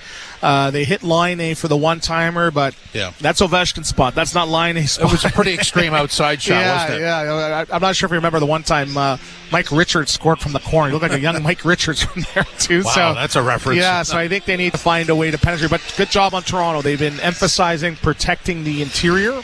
I think they did a good job in holding Montreal only to 2 shots. So let's project into the second period. I would expect to be some sort of a change. I don't think this goes on all night. No. I don't think there's any Gatorade containers being toppled over, but I can see, some lines starting to build into getting some positive shifts. I saw Matthews, Nyes almost hit Matthews there. They're building a little bit chemistry tonight. I really want to see a little bit more of that Max Domi line. I think they had a pretty decent first. I'd like to see them get a little bit more involved, and I can see them being a difference maker with the depth compared to Montreal. I was looking for the busiest Leaf out there. Mitch Marner played .658. He had 3 shots on goal, so he might have been the most active. Yeah, he's dancing out there. I noticed Nylander's got a hop in his step. I'm still waiting for Tavares, but it's like one of those games. It's like, okay, we got the game tomorrow. They're coming in tonight after a back-to-back. So it's like, which way is this going to go? Okay, let's now put the foot on the gas. So that's where, I've been in this situation, guys. I know we're feeling the other team out, but let's make a push. We can make a push for 7-8 minutes and maybe put this game away. So I think that's the mentality, and I think that's maybe the strategy coming in. So I'm going to look for these first 5 minutes here. I'm expecting a couple big hits. I noticed that the first couple shifts.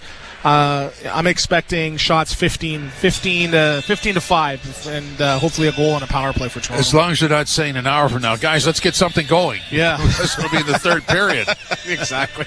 Well, I mean, sometimes you just wait for situations to present themselves, and I don't think there was any of that in that period. No, but this is a game now for guys like the Lorentzes and the Lautens and the Holmbergs and the Domies and the Robertsons and the McMahons. Like this, the top guys can't carry you every single game, and I loved it. I loved being in these situations where the top guys were just sort of maybe holding back a bit, and that would be my opportunity to say, hey, you know what, I'm going to step up and I'm going to do something here. Big hit, get the crowd involved, fight, crash into the net, try to draw a penalty.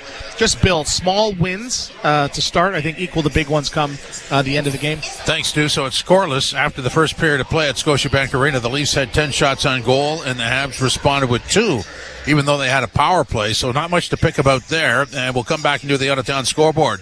This is Molson Canadian Leafs Hockey. Leafs Game Night on TSN 1050, the iHeartRadio app, and the Leafs Radio Network. Alpine News Network is here live with one of our superheroes. I don't want to say I'm a big deal, but I am a superhero. I love helping people consolidate their debts, and that's what I did for the Smiths. I took their bills and zoom, wha-bam, zap, turn them into one low monthly payment. No, the sound's not necessary, but it's part of the fun. Own your home? Need a loan? Alpine Credits can help. Alpine Credits, where homeowners get approved. Just for license 12616. From the biggest stadiums to the coziest holes in the wall. From house parties to porch hangs to pride celebrations. From your favorite fuss shop to your local Indian spot. From noodle bars to sports bars to salsa bars. There's a Molson with your name on it. Canadian Ultra XL. Molson. Everyone in. Must be legal drinking age. Mike Rowe here with a quick question. Have you noticed mold, mildew, bowing walls, or water in your basement? I hope not, but if you have, your basement is losing the war against groundwater. That's where Groundworks comes in. They can honestly assess your situation and create a plan to waterproof your basement and stabilize your walls. Schedule your free inspection at groundworks.ca/row. And while you're there, check out my latest dirty job. It's a good one. Licensed where work is performed. See website for details. The Bugs are back in town. OVO by Cirque du Soleil. With new characters, new staging, and new mind-bending acrobatics. OVO, playing May 1st to June 28th at Lakeshore Boulevard West. OVO thanks its presenting partner, Sun Life. Tickets at CirqueDuSoleil.com. Red and white. It runs through the veins of everyone who calls our country home. It brings us closer together, no matter where we are. This spring, patients across Canada need you to give a little red and white. Canadian Blood Services needs 450 new blood and plasma donors every day to fuel Canada's lifeline. Let's get Canada's blood pumping. Book an appointment today at blood.ca/450. Get spring ready with CarQuest Auto Parts. Save now on premium brand name products. Castrol Magnatech Synthetic Oil 5-liter jugs, $31.97. Die Hard Lawn and Garden Battery Gold, $59.97. Rain-X Summer Breeze Washer Fluid 3.78-liter jug, only $3.97. And Tricoflex Wiper Blades, all sizes, $9.97. Hit the road with CarQuest for your auto parts needs. Visit a CarQuest Auto Parts store or carquest.ca for more information and full flyer details at participating locations. The out-of-town scoreboard is brought to you by Maple Toyota. You don't have to go to town for a great new Tundra RAV4 gas or hybrid.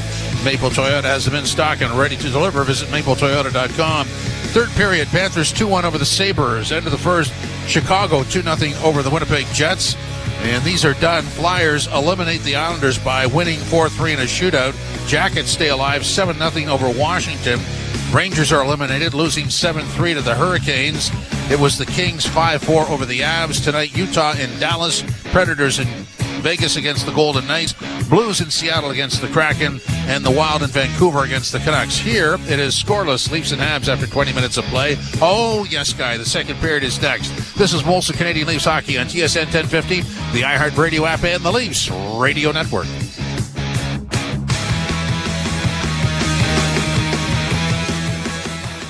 This one is a shocker. When the sports world is talking, nobody gives you more perspectives than the experts of Sirius XM. The Denver Nuggets have fired head coach Michael Malone. Hear instant reaction on Mad Dog Sports Radio. What F is happening right now? Of all the names that could have been said. And expert analysis on NBA Radio. We have seen two of the league's best coaches get fired in the last 2 weeks. Make it make sense. Live sports talk when you need it is on Sirius XM and the Sirius XM app. NHL Morning Skate. December 15th, Vancouver Canucks were in the playoffs. And this is when they had that big controversy going on. So they had to do something about it. And they did do something about it. Well, now they're not in the playoffs. You know what? They're not even really close anymore. This is the most absurd season falling apart. The most disappointing team this season of the 32 are the Vancouver Canucks. NHL Morning Skate with Scott Laughlin and Gord Stellick. Weekdays 7 a.m. Eastern on NHL Network Radio, Sirius XM 91 and the Sirius XM app.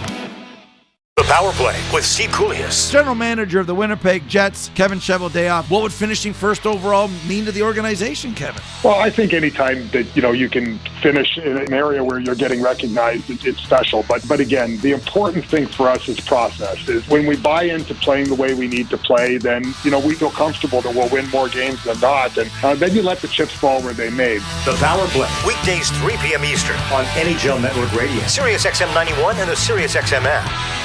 It's soccer's most thrilling league. Only the Premier League can make you feel like this. And now every match is on the Sirius XM app. Can you believe it? From the title race. This is remarkable. Keeps this title charge on track, surely. To the relegation fight. The impossible may still be possible. Hear every English Premier League match on Sirius XM FC 157 and the Sirius XM app. Just search for your favorite club. Join me, Gord Stellick, and Scott Laughlin as we recap the night that was on NHL Morning Skate, weekday mornings at 7 a.m. Eastern on NHL Network Radio, Sirius XM 91. Where you want it.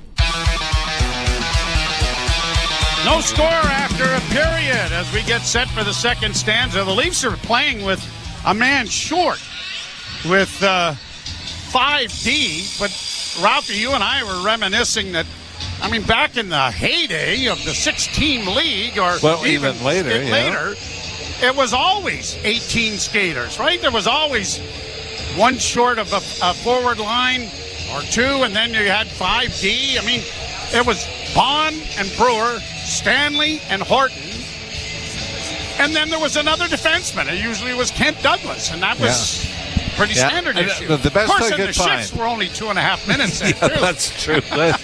It is true how that part of the game has changed just as much. The best I could find was 74-75. It said is when they went from 18 skaters, including 2 goaltenders, to 20 dressed for a game, and now we have the traditional 4 lines and 3 defense pairs. So, it's one of the funniest things. You're going to survive? Yeah.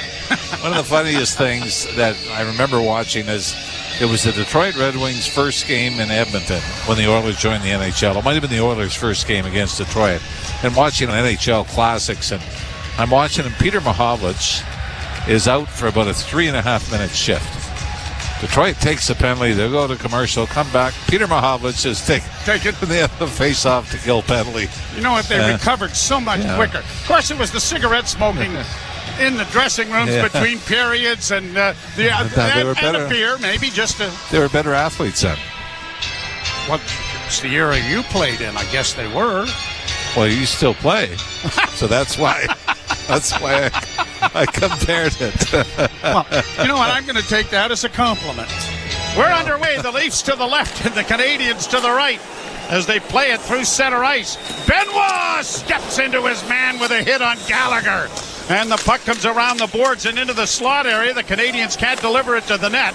And Tavares intercepts and now plays it to the line, but it's intercepted. Anderson in with a shot that's wide of the goal.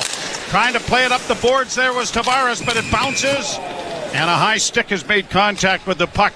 And play is whistled dead. Well, you want to make sure where Josh Anderson is on the ice. He has been just a Leaf killer. Absolutely. Yeah. And it seems like, and looking at his numbers, they aren't ridiculous, but you're going, if he's only got, 11 or 12 goals against the Leafs in his career, I remember all of them. Yes, no kidding. Second period brought to you by Molson. Whether it's Canadian Ultra, Export, or XL, there's a Molson with your name on it. Canadians will shoot the puck down into the Toronto zone.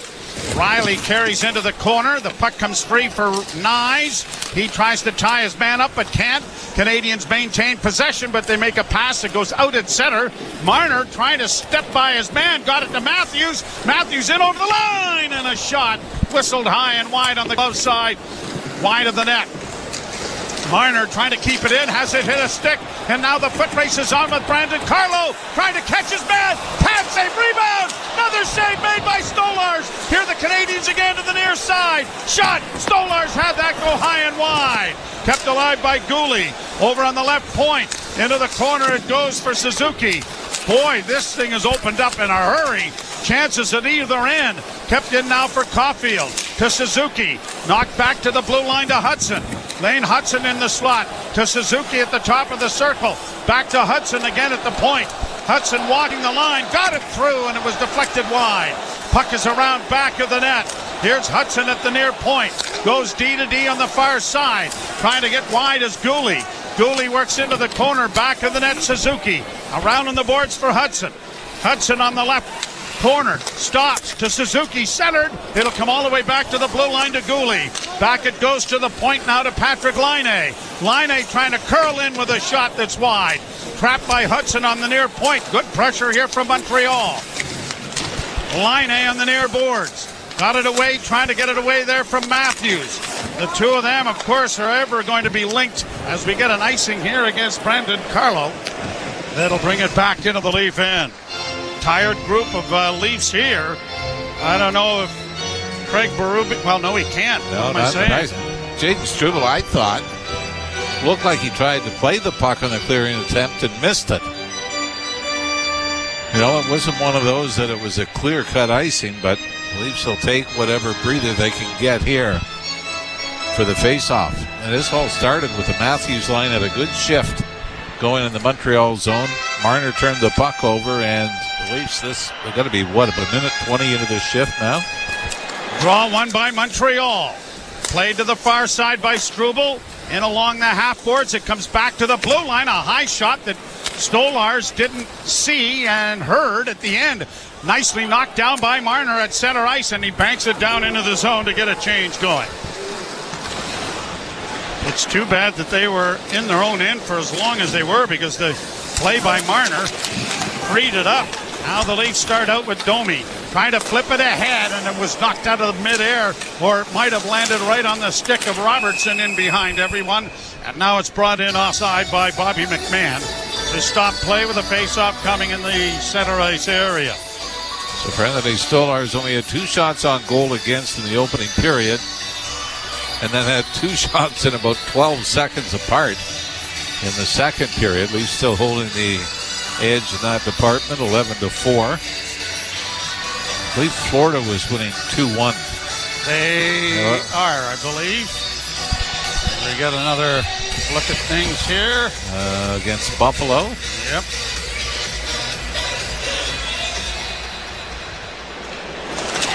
Panthers up, 2-1 with 12:39 now in the third. Yeah, they had 6 started early, start. yep. And the Leafs will be in Carolina tomorrow night, and then in Buffalo on Tuesday evening. The 16th set of back-to-backs finish tomorrow in Carolina. Myers gets the puck ahead at center. Lorenz works in on the right side, stops, then had it knocked off his stick. Tried to retrieve it, but the Canadians have bounced it down into the Toronto end, and Myers comes D to Tanev. Tanev gets it ahead at center, and it's shot down into Montreal territory. Played around the boards to the near side. Lorenz knocked it down momentarily. Canadians get it out. Leafs tried to play it back in, but the Habs get it to the line and into the right wing corner for Anderson. Anderson taken to the boards and crumpled up Tanev with a pretty good hit. And a penalty coming here to Montreal. Well, he got away with the first one on the hit, Josh Anderson on Tanev. And then I think the second one is going to be a tripping penalty. Now the officials are talking. I think there were a couple of opportunities to call penalties there. And maybe both of them had their arms up and they're wondering, which one are you calling and which one am I calling? Should we call both of them, or is it just one? Anderson's going over. Montreal penalty number 17, 2 minutes 40. So it's the hit on Tanev. Well, you know what? I mean, this had to be the official at center ice made this call, because the guy 10 feet away never had his arm up. No. And then looked like there was a tripping penalty up the boards as well. Power play brought to you by your Ontario Subaru dealers. Enjoy winter to the fullest with symmetrical full-time all-wheel drive. Visit your local Subaru dealer to book a test drive today. Well, Leafs in the power play, just 1 for 8 in their last 5. Well, Matthew Nyes had a power play goal in Tampa. Canadians control the puck, and they're going to play it off the near boards, and down the ice it'll go. Might want to watch the Canadians as well. Tied for second in shorthanded goals for 9 they've had this year. Marner dropping the puck back for Matthews.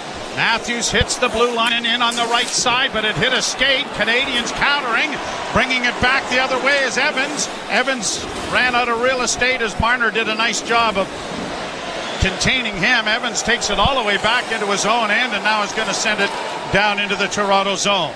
Marner knocked it out of the air and got it ahead, and then gets a return pass. He's going to skate in on the near boards, played it off on the left wing. Nyes into the corner for Matthews. He loses it, and down the ice it goes. Canadians defense. They've given up 1 goal in 16 times short last 5 games. Nylander coming through center. Hits the line and in. Right wing side, band on it. Played into the corner. Intercepted. Shot down the ice. Second unit starting to come over. Stolars will take the puck to safety back of his goal. Left it there, and Marner starts back up ice. He'll work to center ice, then drops the puck back. Robertson on the wing, on the left wing for Domi, and into the zone it goes. McMahon drilled to the boards on a big hit. Canadians get it out at center ice. Riley will play it ahead for Bobby McMahon. On the wing for Domi with room down in over the line and stops it up. Domi working along the boards, got it into the corner. Robertson tried to get it on his forehand, gets it backhand back of the net. Bank pass comes back to Nylander. Nylander working in on the right side, goes around back of the goal. Willie still with it. Nylander curling out, down into the side of the net it goes. Domi with it now. Back it comes to the point, the penalty is over. A shot goes wide of the goal. Leafs are getting a change of players as the puck comes ahead at center for Anderson. Anderson in over the line, dropping for Suzuki. Shot blocked there by Riley. Laid up on the wing and kept alive by Hudson. Long shot in traffic, knocked down. And the Leafs there, after blocking the shot, get it ahead. Nylander's pass, intercepted again. Brought back by Alex Newhook. Drops it back for Suzuki. Suzuki will spin it around back of the net. Leafs come up with it. Riley on the wing, trying to get it out on the left wing boards. Was Holmberg, but that was blocked. Now Robertson with a quick pass. Holmberg to the line and in. Riley with it, but then, or at least Lawton with it, but overskated it. And it goes around back to the Canadiens' goal. Played out at center. Brandon Carlo with it once more. He'll ring the glass to get it into the zone. Lawton let it go, and it comes all the way back out at center ice. And then Benoit was caught between the proverbial rock and hard place and couldn't keep it in. Leafs get it back in over the line, but the Canadiens turn it away. And now at the blue line, Hudson is bowled over from behind, cleared into the Toronto zone. Carlo, nice little feathered pass to get it to the line, but not out. Now it's Matthews starting out of his own zone. Austin Matthews to center, in on the left wing and into the corner for Nyes. Nyes around back of the net, leaves it for Matthews, curling out, into the slot, a shot. Good save made there by Golish off Marner. Matthews again. Side of the goal, left for Marner. Marner coming out, back to the point. Myers a wrist shot. That explodes off a shin pad and comes to center ice. Austin Matthews in 36 games played against Montreal, 46 points. And he almost had an assist there. Played by Montreal back into the Toronto zone. Suzuki couldn't keep it in. Brought out by Tavares with Nylander. Tavares into the zone. Tried to make a backhand pass that was blocked. Suzuki steers it out and brought in over on the right side by Caulfield. Sharp angle shot. Stopped by Stollards. Rebound went back to the net. And the Maple Leafs are going to play it ahead and play it off the boards to center. Yarncrook for Nylander going wide. Cuts to the middle. Holds off. Drop pass and a shot. Passed up the rebound. Was tipped just wide of the goal in front of the net by Yarncrook. Riley got it ahead. Tavares is blasted by Caden Gooley. Puck comes back to the blue line and Carlo couldn't keep it in. A high hit, didn't it? I thought it was. Here's Hudson in over the line with a shot, and now Domi is taking up the cause, and Caden Gooley and him are going to throw some punches at one another. Domi an uppercut, helmet popped off, right hand, right on the button. Gooley trying to get over the top, but can't. Domi getting underneath him. They scramble around in the center ice circle. Neither can get an arm free at this point, but now Domi a couple of overhead and a sneaky right hand and another right and another right. He's hit him so often with the right, he's begging for a left.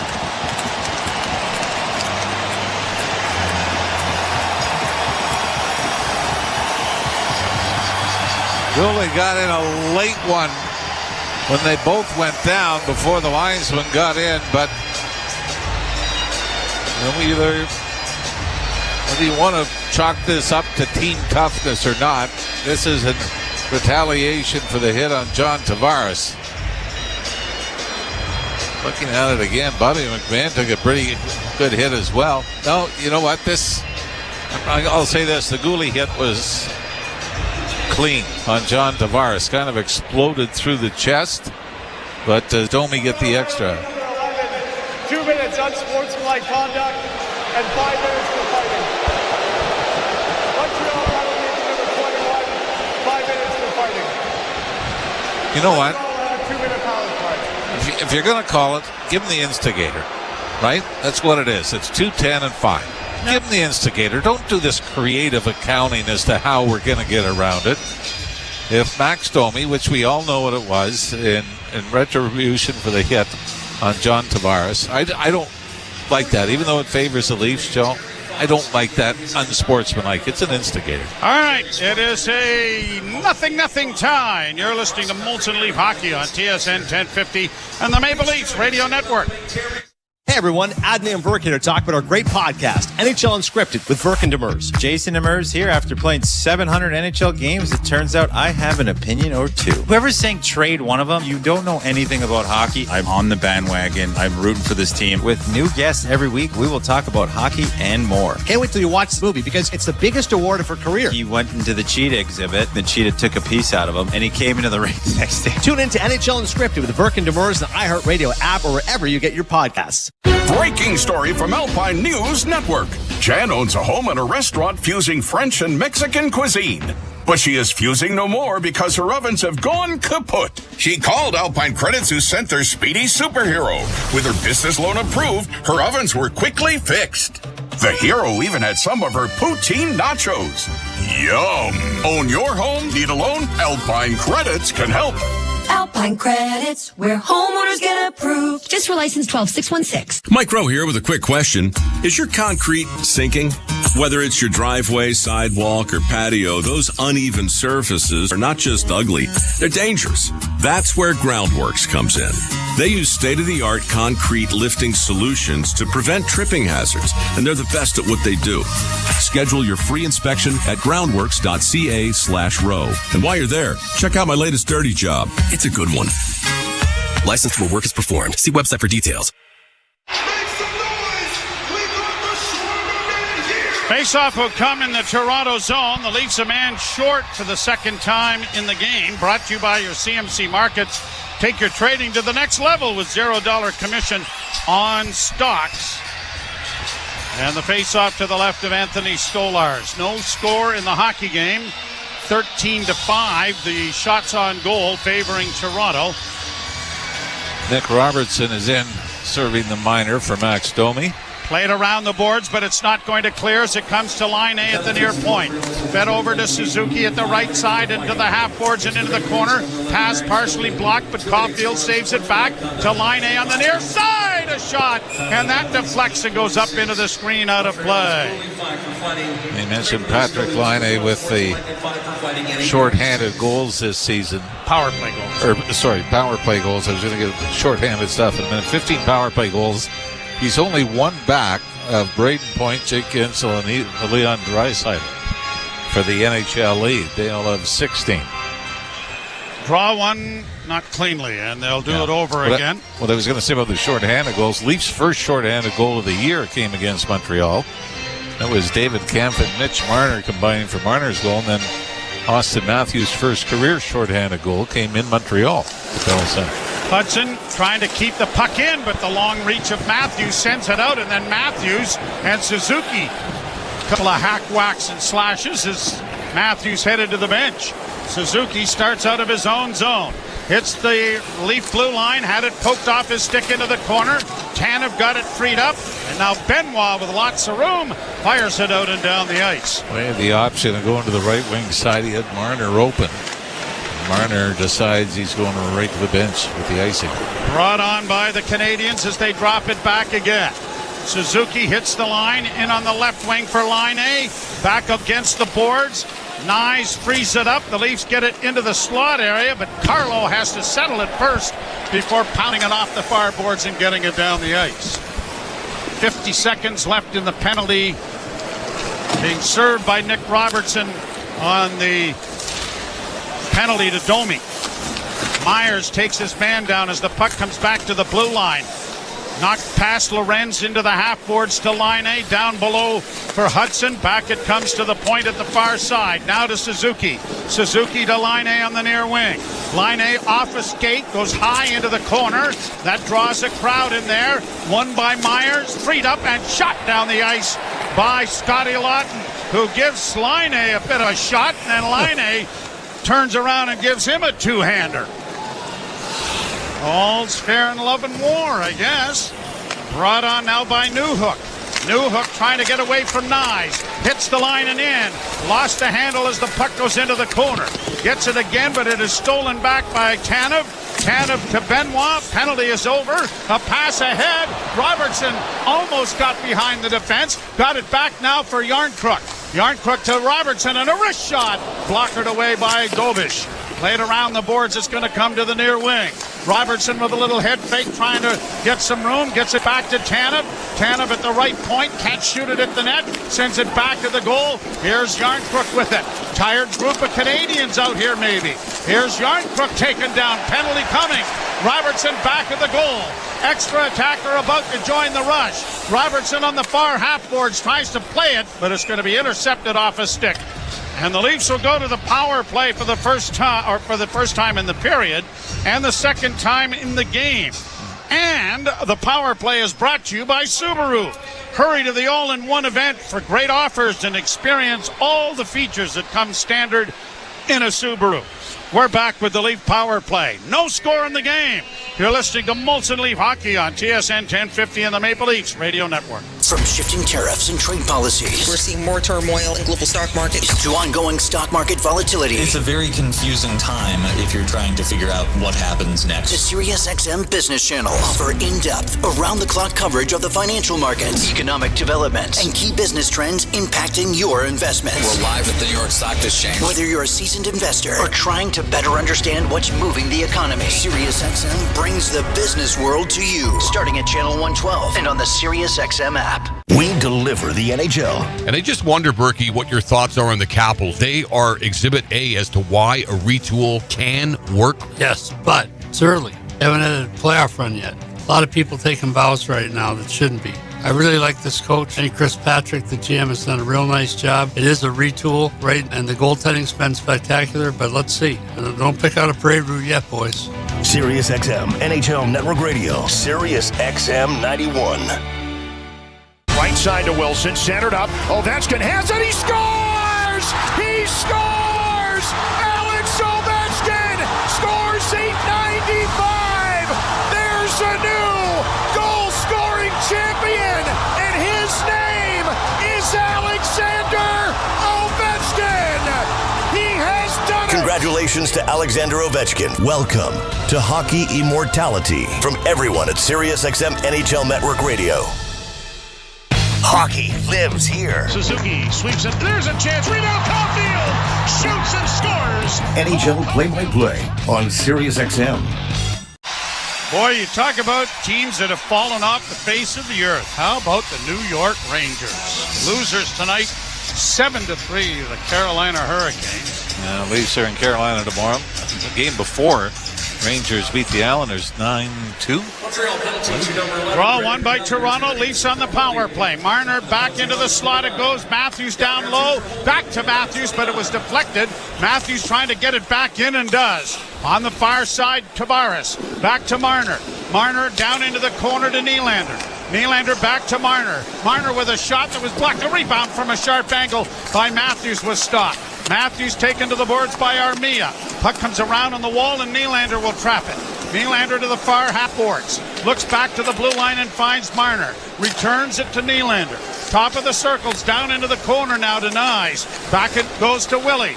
Nylander to Marner. Back to Willie. Nylander still with it. Top of the circles, exchange spots. Now down into the corner to Matthews. Back to Nylander and a shot. And a save made there by Dobish. Back to the point. Better execution here by the Leafs. In front for Tavares. The shot right on. There's a scramble in front of the goal. It's still free. No whistle yet. Leafs come away with it. Matthews. Back to the point. Back to Matthews. Matthews on the near half boards. Back to Marner. A shot. That's off the rebound. Leafs control it again. Saucered back to Marner once more. Closing, doesn't shoot it. To Willie. He doesn't shoot it. Now he has it to the near boards. Back to Marner. Closing, still with it. Shooting over top of the goal. Grabbed off by Willie back of the net. Nylander still holding. To Matthews. Closing, shooting. That was stopped. Great pressure here from the Leafs. 28 seconds left in the power play. Nylander down low and back to the net for Nyes. Nyes back to the point. It goes to Marner. Marner circles with it. Still has it. Back to the near half boards he goes. Down into the corner to Matthews. Looking for Nyes in front of centering pass. That was knocked away by Dobish, and the Canadians clear, but not out. Marner makes a great play to keep it in. 4 seconds left at the power play. Oh, a deflection trickles wide of the goal. Leafs have it again. Back it comes, and it's intercepted by Gallagher. Gallagher, one man back, but a long shot goes well wide of the goal. What a power play that was without a result. Everything but. Pass ahead off Willie, goes down into the zone. Robertson into the forecheck. Rams his man to the boards. Kept in by McMahon.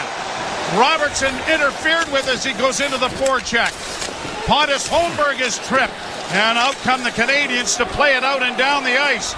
Out of this goal was Stolars to scoop it around. And the Leafs get it out at center ice. Robertson can't control as he gets across the blue line. Leafs will shoot it in. 5:43 to go in a scoreless hockey game in the second period.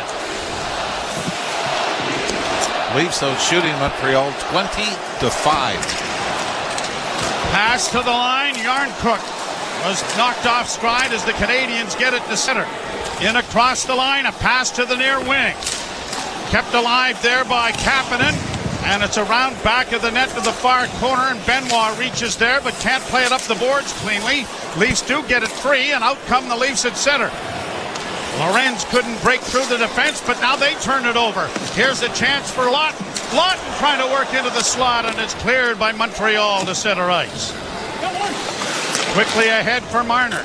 Drop for Carlo. He had troubles with it. Myers works it back out at center, and it's back down in on goal. Stopped there by Dobish. His pass went off a leg, and Karam's back of the net. Oliver Kapanen got it out at center. The Canadians are going to shoot it in. Riley scooping it around the boards for Myers. Myers couldn't get it past the defense. Caulfield trying to come out in front. Good play made by Riley to block that. Nyes takes his man to the boards, and the struggle continues over there. Carrier trying to play it back of the net, cut off by the Leafs and fed up on the wing, but pinching down is Struble to get it back, but it's going to escape the Canadians and come to center ice. Caulfield trying to shoot it in against Myers. That's a bit of a struggle. Now Suzuki try the other side of the rink. And Hudson will just get it into the zone to allow a change. Errant pass. Upended there was Marner. Marner gets it back and gets it into the left wing corner for Riley. Riley with a pass into the center ice zone. Knocked away and brought back in over the line by Slavkovsky. He drops it back for Matheson, who got it into the corner. Leafs took it away from there to get it up on the wing, but it doesn't clear. Now the Canadians have it back, and the net is centering pass. Shot rings off the goalpost on the far side. Leafs unable to get it out. Canadians on the left wing with Matheson. Round back of the net. Engaged by Riley. Knocked down on the play, but back on his skates. It comes back to the point. Hudson, D to D into the left wing corner. Twisting with it is Matheson. Got it into the corner, centering pass for Suzuki, and that was deflected. The Leafs Tavares gets it ahead, and Bobby McMahon will flip it down into the zone to allow teammates to change. Gobbled up, almost stolen there by Tavares as it's cleared by Montreal to center. Long shoot in will bounce to the side of the Canadiens' goal. 2:51 to go in the second. Still looking for the first goal of the hockey game. Canadians in on the right side with a weak shot steered wide by Stolars. Played up on the boards, and the Leafs break out with numbers to center. Robertson trying to chip it in, and he does. Pontus Holmberg can't pull his way to the front of the net. Robertson in with a good hit, and the puck along the boards goes into the far corner. Armia gets there first for Montreal. Played around back of the net. Struble will get it out at center and then play to the Leaf line and shoot it in. Stolars into the corner, and Tanev gets it pass up on the right side for Nylander. Picking his way out of his own zone slowly. Gathering a little bit of speed, then launches a backhand bouncing wide of the net. Hit by Lawton, but the Canadians get it up on the right side. And that's intercepted by Lorenz. Lorenz to Carlo. A pass ahead by Lawton was intercepted. Montreal comes back at center with a long shoot-in that's going to ring the boards to the near side, but it's going to be a delayed offside. And a face-off will come in neutral territory with 1:41 to play in the second period. 21-6, the Leafs out shooting Montreal in a scoreless tie. And a commercial break. You're listening to Molson Leaf Hockey on TSN 1050 and the Maple Leafs Radio Network. The 2025 Honda Civic Hybrid is here, and it may sound too good to be true. With a 2-liter 4-cylinder backed by 2 electric motors, giving a combined 200 horsepower, it's our most powerful and fuel-efficient Civic ever. Plus, with an estimated range of over 800 kilometers and available features like a Bose premium sound system, your crew will love it too. Huh, maybe it should be called the Civic 2.0. Redefine your drive with the 2025 Civic Hybrid. Visit your Ontario Honda dealer and test drive yours today. Lately, times have been challenging, with many people facing increased interest rates, inflation, and rising credit card debt. Everyone needs a little help from time to time, but it can be hard to ask for help when it comes to your personal finances. But you're not alone. Millions of Canadians share that feeling with you. 500,000 Canadians have found help with their debt, and so can you, with Consolidated Credit Counseling Services of Canada. They are one of the largest non-profit credit counseling organizations in the country, with an A+ rating from the Better Business Bureau. They could help you consolidate your bills into one affordable payment, minimize your interest rates, and get you out of debt fast. No matter how much you owe, you don't need to do this alone. To get help, call 1-800-656-7129. That's 1-800-656-7129. Let Consolidated Credit get you back to a debt-free life. Call 1-800-656-7129. Call toll-free today for a free consultation. 1-800-656-7129. Ontario license number 4705786. Joe Bowen and Jim Ralph back with you. 1:41 to go, second period. This game looking patiently for its first goal, although it's been an entertaining scoreless tie. Yeah, and a lot more action in the second period. I mean, the Canadians just, they've doubled their shot total here in the second period. 2 in the first, 4 here in the second. But that Leaf power play, the second one of the game for them, was by far the most dangerous. And what happens, too, in the second period, right, Joe? You get that long change. So if you control that puck in the offensive zone, you end up trying to take advantage of 4 tired defenders, and the Leafs seem to almost be able to capitalize on that. That was a tired group for the Canadians.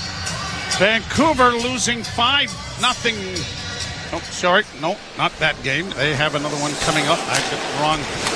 We'll push it ahead here. But they are on the brink of being out of the postseason as well, as the shot swallowed up by Stolarz and held. Boy, Simon Benoit has got to be smarter there. Instead of going D to D to Chris Tanev, he tried to knife a backhand pass up the middle, and it was picked off. And Cole Caulfield rips one from the right wing boards into the chest of Anthony Stolarz. Vancouver entertains Minnesota tonight. They're 6 points back with 3 games left. What about St. Louis going on such a run to get in? Wasn't that something? And past Minnesota. Yep. Draw one by Montreal. To the left point it goes. Gooley with the pass into the corner. Marner disrupts Caulfield. The puck against the boards, but Matthews couldn't get it ahead. He had Marner breaking had he done so. Now the battle right at the blue line, and it's Nyes getting free. He's got Morgan Riley with him. Can't get it to him now. Drops it back, and it is into the corner, and the whole rush breaks down. Brought the other way, it's sent into the zone. Played down into the corner. Stolarz had to be cautious with that. It went up into the screen, they say, but the officials bade the game go on. Brought in over the line by Nyes. Nyes back to the left wing side for Nylander. Down into the corner for Tavares. Tavares trying it along the boards but can't come up with it. And the Canadians will get it out at center. Round into the Toronto zone. Played into the corner for Benoit. Tipped out at center ice. Nylander got it to the blue line but not into the zone. Chipped along by Kapanen. Broken up by Benoit. And then a pass to the near wing is intercepted, and it is brought in over the line. Here's Laine going to the right wing side. side, and a wrist shot taken there by Newhook. Went wide of the goal, but a good scoring chance nonetheless. Tanev skates out of trouble and gets it to the line as the horn ends the period. 21-7, the Maple Leafs out shooting the Montreal Canadiens, but there is no score in the hockey game. It seems like the Canadiens have had some decent opportunities. It isn't really reflected on the 7 shots. That last chance right there by Newhook is one. Yes. They had a number of opportunities, and out of the 7 shots, I'm going to say 3 or 4 were very difficult stops for Anthony Stolarz, and you might have the same number of big saves at the other end by Dobish.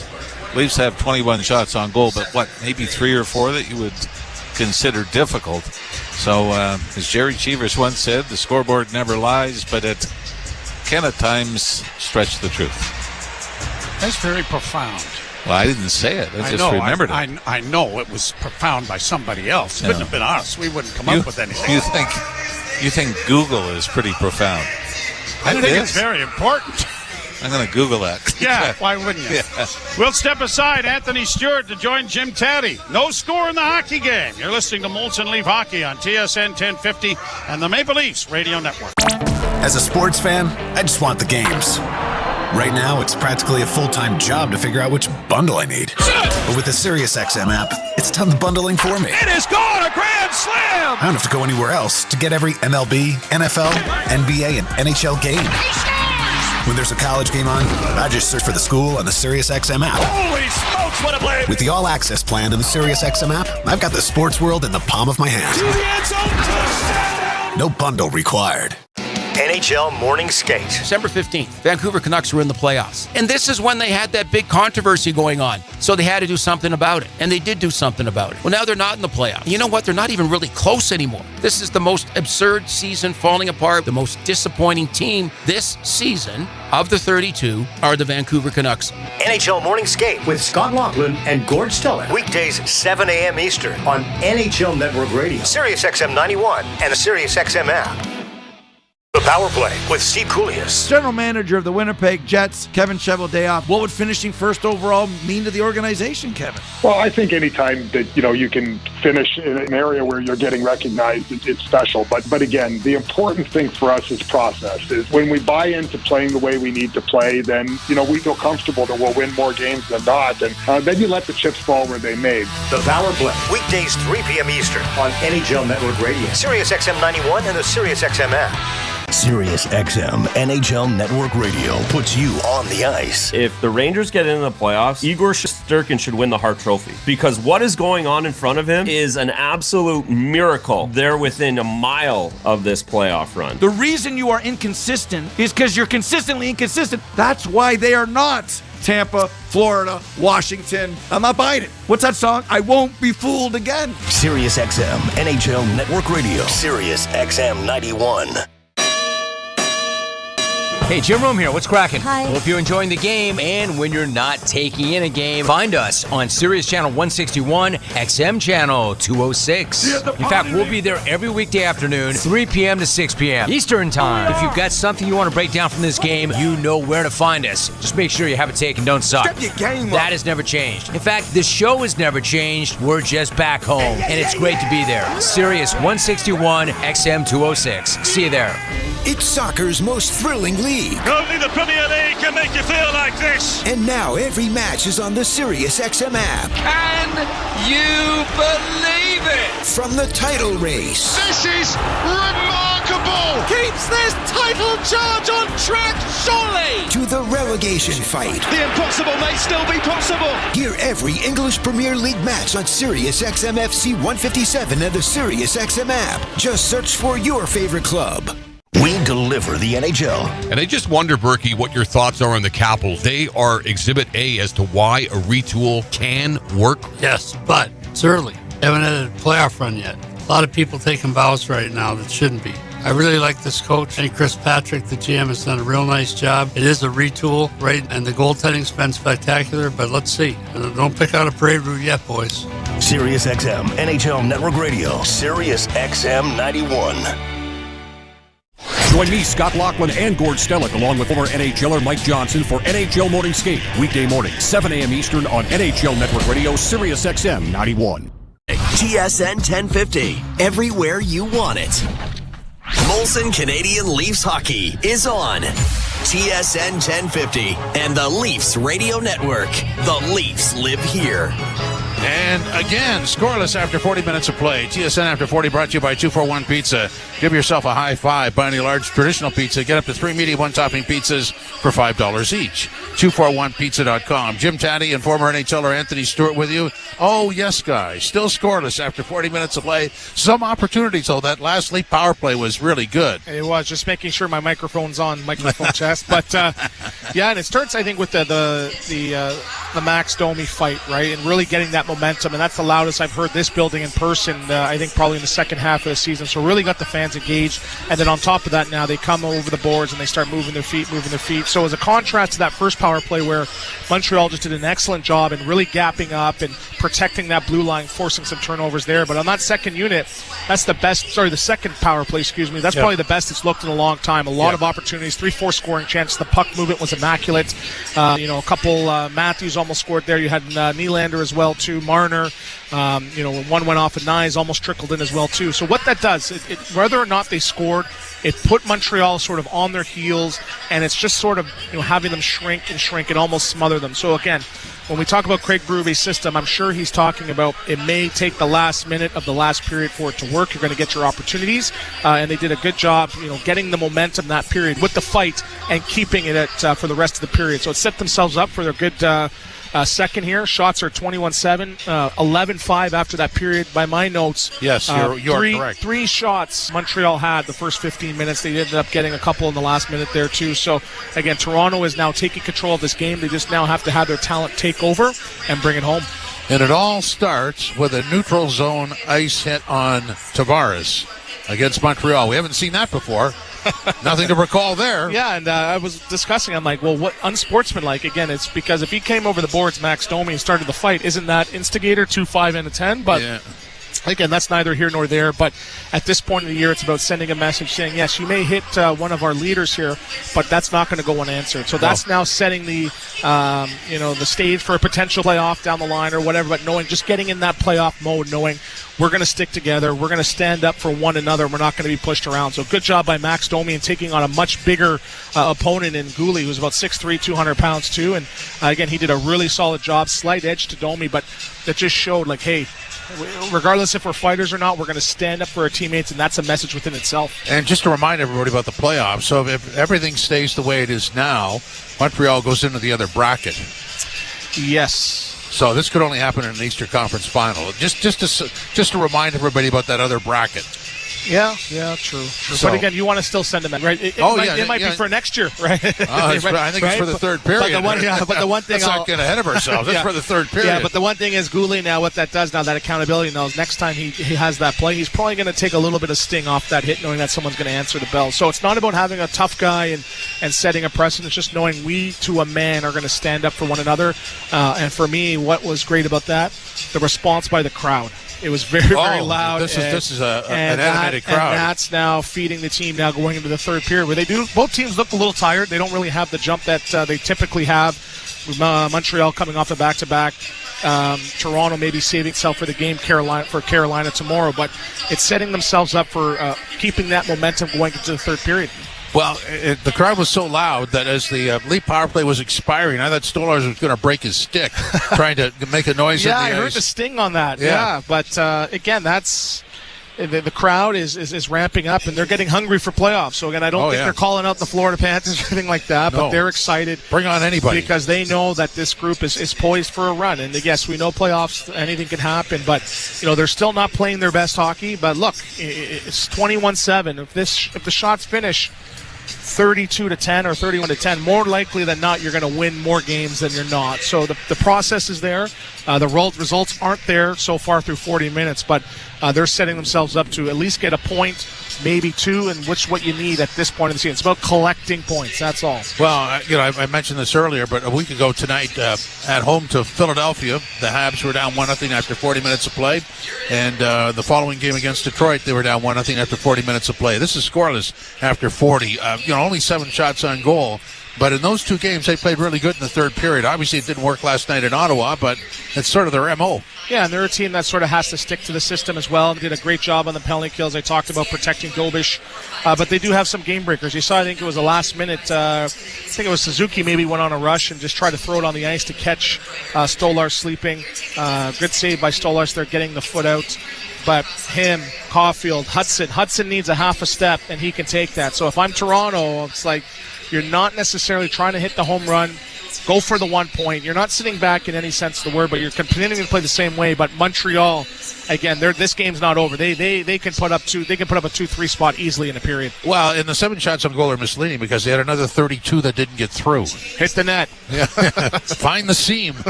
It's out there. Stop shooting it at the guys. Yeah. Chris Tana's not that big. Quit hitting me with that shot. Who's the best Leaf so far for you? Ooh, you always ask that question. Yeah. That's when I get stuck. I think it's tough. I like Marner. Marner's got some good hop. He's coming around. Nylander's making some good plays. You know what? I'll say the simple answer. He's got 7 saves. I'll go with Stolarz. Yeah. Okay. What do you got? I actually like Nyes. I like that top line. It's really been noticeable. Yeah. You saw Matthews again, and he had a couple shifts where he took over the game too. I'm looking for him to do this in the final 20 as well. This is Molson Canadian Leafs Hockey on TSN 1050 and the Leafs Radio Network. When you get a Subaru with symmetrical full-time all-wheel drive and class-leading safety included, it's like you also get a Subaru that comes with your very own golf club holder, stadium parking navigator, a basketball team transporter, a remote cottage finder, a beaver spotter, a coach hauler, bear country guide, a family road trip carrier, a muddy road controller, extreme wind stabilizer, plus and we're out of time. Subaru is the multi-tool that masters every unpredictable weather condition. Visit your local Subaru dealer for great lease and finance options. From the biggest stadiums to the coziest holes in the wall.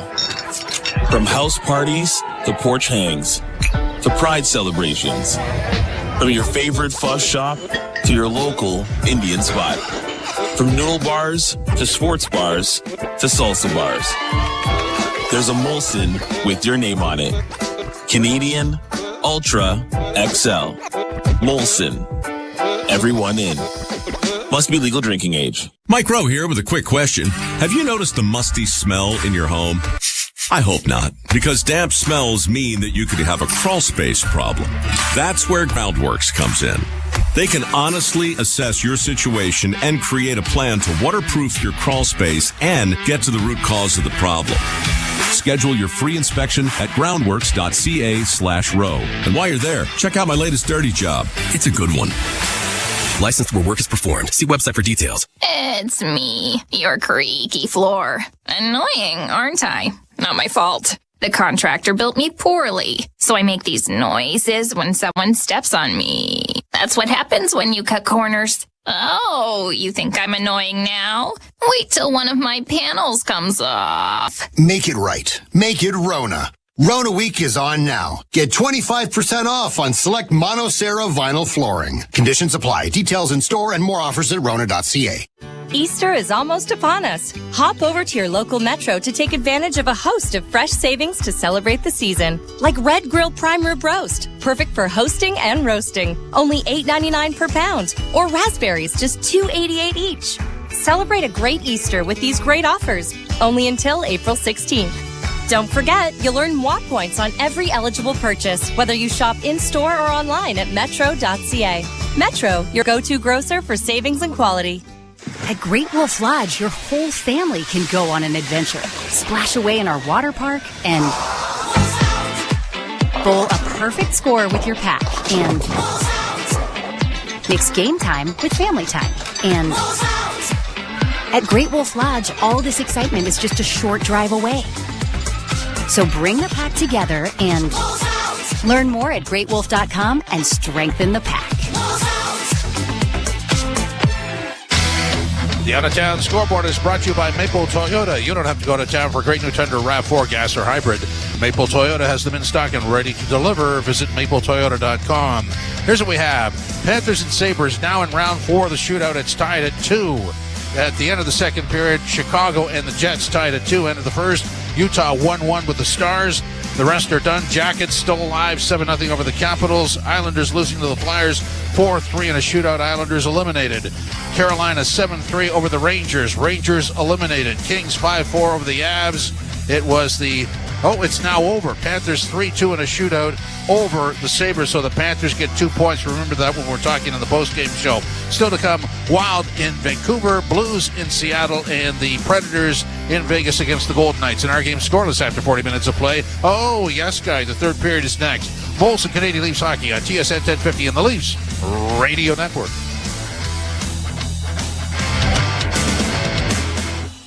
Give the new spring era retro kick with an all-new classic vinyl spring mix on the SiriusXM app. Here comes the sun. Featuring timeless classics from the Beatles, Led Zeppelin, and ELO. It's a beautiful day. To feel-good anthems by Elton John, Bruce Springsteen, U2, and more. It's a beautiful day. Bring this season to life with the classic vinyl spring mix. Search Spring Fever on the SiriusXM app. NHL Morning Skate. December 15th, Vancouver Canucks were in the playoffs. And this is when they had that big controversy going on. So they had to do something about it. And they did do something about it. Well, now they're not in the playoffs. You know what? They're not even really close anymore. This is the most absurd season falling apart. The most disappointing team this season of the 32 are the Vancouver Canucks. NHL Morning Skate with Scott Laughlin and Gord Stellick. Weekdays 7 a.m. Eastern on NHL Network Radio, SiriusXM 91, and the SiriusXM app. The Power Play with Steve Koulias. General manager of the Winnipeg Jets, Kevin Cheveldayoff. What would finishing first overall mean to the organization, Kevin? Well, I think anytime that you can finish in an area where you're getting recognized, it's special. But again, the important thing for us is process. Is when we buy into playing the way we need to play, then we feel comfortable that we'll win more games than not, and then you let the chips fall where they may. The Power Play weekdays 3 p.m. Eastern on NHL Network Radio, SiriusXM 91, and the SiriusXM app. It's soccer's most thrilling league. Only the Premier League can make you feel like this. And now every match is on the SiriusXM app. Can you believe it? From the title race. This is remarkable. Keeps this title charge on track, surely. To the relegation fight. The impossible may still be possible. Hear every English Premier League match on SiriusXM FC 157 and the SiriusXM app. Just search for your favorite club. The biggest names in the game. Trying to get behind, wrist the line, and walks in, put it between his legs, jumps in, score! NHL play-by-play on SiriusXM. The Buffalo Sabres have got a lot to say in how the Atlantic Division is going to finish. They played Florida today and lost to the Florida Panthers. So the Panthers now have 98 points with 2 games remaining. The Maple Leafs have, after tonight, 3 games left. But Buffalo is in Tampa tomorrow, while the Maple Leafs will be in Carolina. And then the Maple Leafs travel to Buffalo on Tuesday night, which, a game that could have some pretty dramatic implications on it. Now, what you've got to understand, too, is Florida and Tampa play before the end of the regular season. So that game is the same night the Leafs are in Buffalo. So one would think that probably by then that will be the night that decides everything. But we'll wait and see.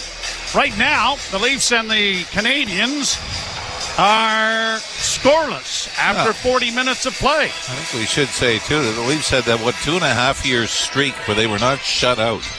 And that was snapped in Montreal.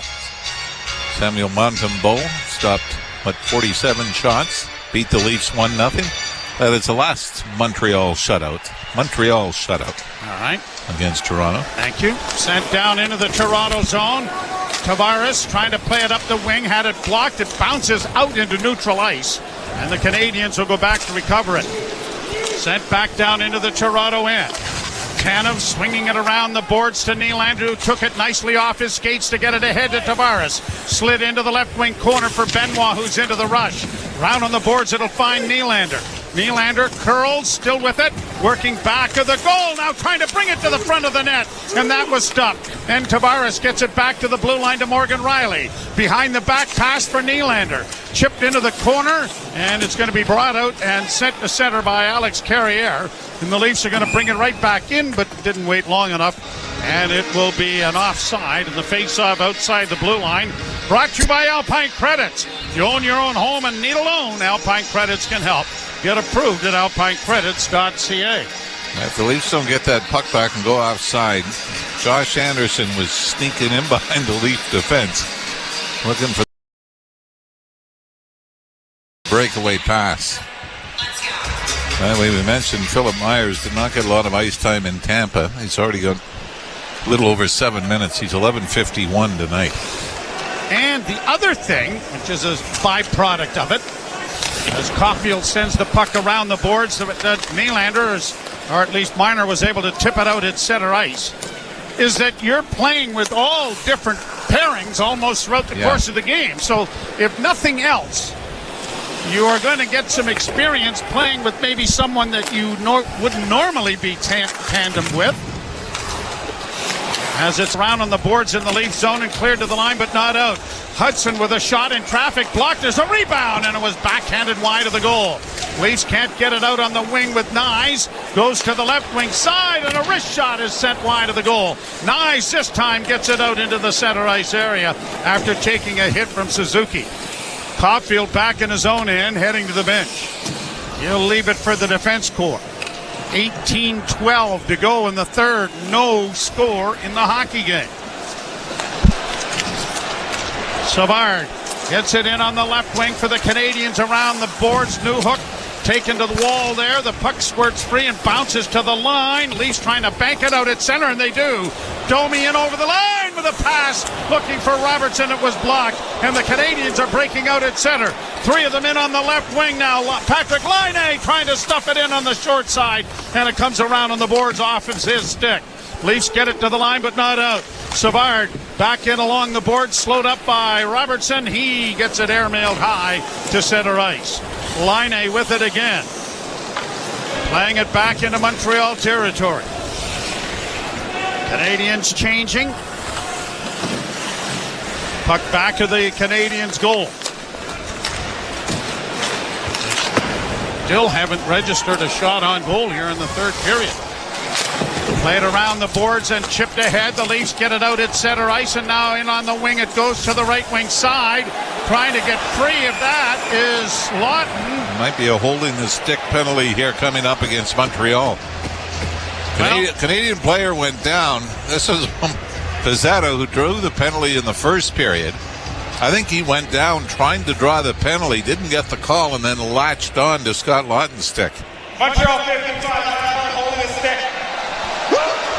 So the Maple Leafs go to the power play for the third time in the game. And their last power play was pretty effective, although it didn't record a goal. But the power play is brought to you by Subaru. Hurry to the all-in-one event for great offers and experience all the features that come standard in a Subaru. Yeah, Pizzetta, looking at it again, he was doing exactly what he did in the first period. Take a flop, try to draw the penalty, but this time latches onto his stick and gets called for it himself. Tavares to take the draw, and they win it. Back to the blue line to Marner. Marner walks to the middle of the ice. Works to the slot area for Tavares. Tavares is on his backhand. Shot stopped, the rebound. Down is Dobish, and he's going to be able to cover it up. Everyone was expecting Tavares to maybe make a pass on the back end. Instead, he took a pretty good backhand shot at the goal, and then the rebounds were there. And Austin Matthews had a couple of whacks at the bouncing puck on the rebound. But yeah, the Canadiens sort of collapsed back on top of their goaltender Dobish, took away the flanks, but left that soft area in the slot for Tavares. As is the case whenever these two teams meet, there are a lot of Canadiens jerseys in the crowd. Not as many as there were in Ottawa last night. Oh, no, I saw that. But the same situation befalls the Canadiens when the Leafs are down there. Puck won by Montreal, and it's going to be pushed out into the center ice area by Anderson, who hustles after the puck but can't come up with it, and now Nylander coming through center to the line and in. Nylander's curls at the blue line, tried to snap it in for Marner. He had to go off his stick but is able to recover it and get it back to Willie. Nylander sidesteps one, sidesteps two, gets it back to the point to Matthews. Now to Nylander. Nylander looking into the slot area. Down low it goes to Marner. On the goal line, now to the circle. Pass back off the skate of Matthews. Tipped to the line and out by Montreal. Matthews bringing it right back to the blue line and in. On the wing, Nylander trying to chip it along there for Nyes. Nyes along the boards to Matthews. Double teamed. Canadians get it out and down the ice. Stolarz didn't look real comfortable making that save from 133 feet away. Wait, what do we got here? Too many men on the ice? Oh, we got something going on at the benches. Coincidental, or is it we just got one coming over? John Tavares is making his way to the penalty box. We got another wave. Montreal penalty, number 17, 2 minutes interference. Toronto penalty, number 91, 2 minutes roughing.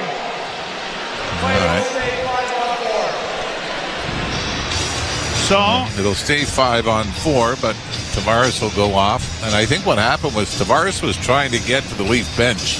Oh, Anderson held him up, and Tavares decided, I'll get one in. He did too. What a button. So with 49 seconds left to go in the power play, the faceoff is in the Toronto zone. And then they'll play 4-on-4. No, they won't. I'm sorry. They'll have to sit in there until there's a stoppage of play. The Leafs are able to win the faceoff. Round back of the net for Morgan Rielly. Rielly starts out on the left wing, then drops it back for Max Domi. Domi dropping it off for Robertson. Robertson hits the line on the left wing side, played around off a stick and up into the screen by Bobby McMahon. So a faceoff's going to come in the Montreal zone with 33 seconds left in the power play. Maybe Berube might try to get Matthews Marner back out. You might remember the last time these two teams met, the Canadians grabbed the lead and Arbor Jackeye pointed to the scoreboard, and then things kind of went. The scoreboard pointed back and said, "Oh, not so fast, Arbor." The Leafs scored seven straight goals in that game to win 7-3. Nylander wins the drive, the pointed drive, whistle by the rebound. Oh, what a save made by Dobish. He came across to Rob Robertson. Robertson now on the near half boards. Back to the blue line and a penalty coming to Montreal. It's down into the slot and a wrist shot by Nylander is covered, and the Leafs wanted to get the extra man out there. Well, Nylander, I think, makes a good play here, just getting play stopped. I think this was on. Penalty number 58, 2 minutes slashing. Yeah, this is taken on. Is this David Savard who's going to go? This is taken on Bobby McMahon, who's in front of the net. And if you're Marty St. Louis, I don't blame you, because it usually takes something pretty severe. Slashed him on the back of the legs, and down he went. Well, this is the 6th time the Leafs have had a 5-on-3, but only 18 seconds here. Yeah, they are 1 for 5. And he did get him twice. He got away with the first one, and then right on the back of the right calf. Didn't get away with the second one. Face off to the right of Dobish.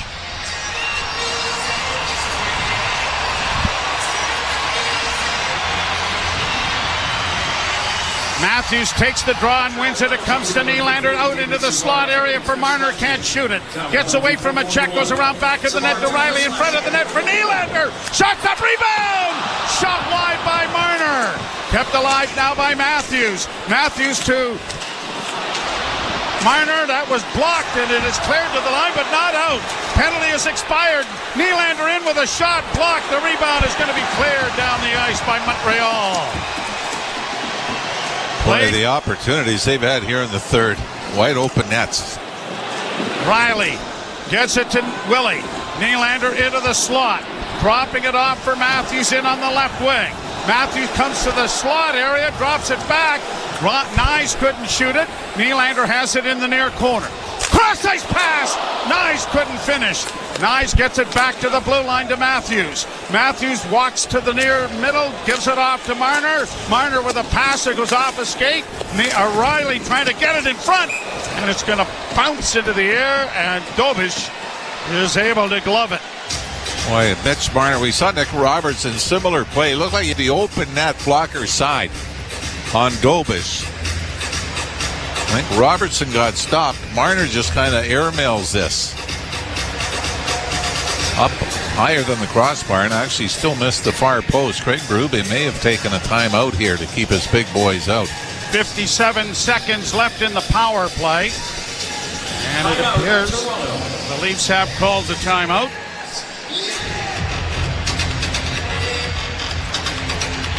So there will be another face-off in the circle to the left of the Canadiens' goal. A thing to be aware of, usually when one team gets a 5-on-3 in the game, Here you go again with bringing up the obvious. Which you're very good at. I have to admit, you're very good at this. Obviously.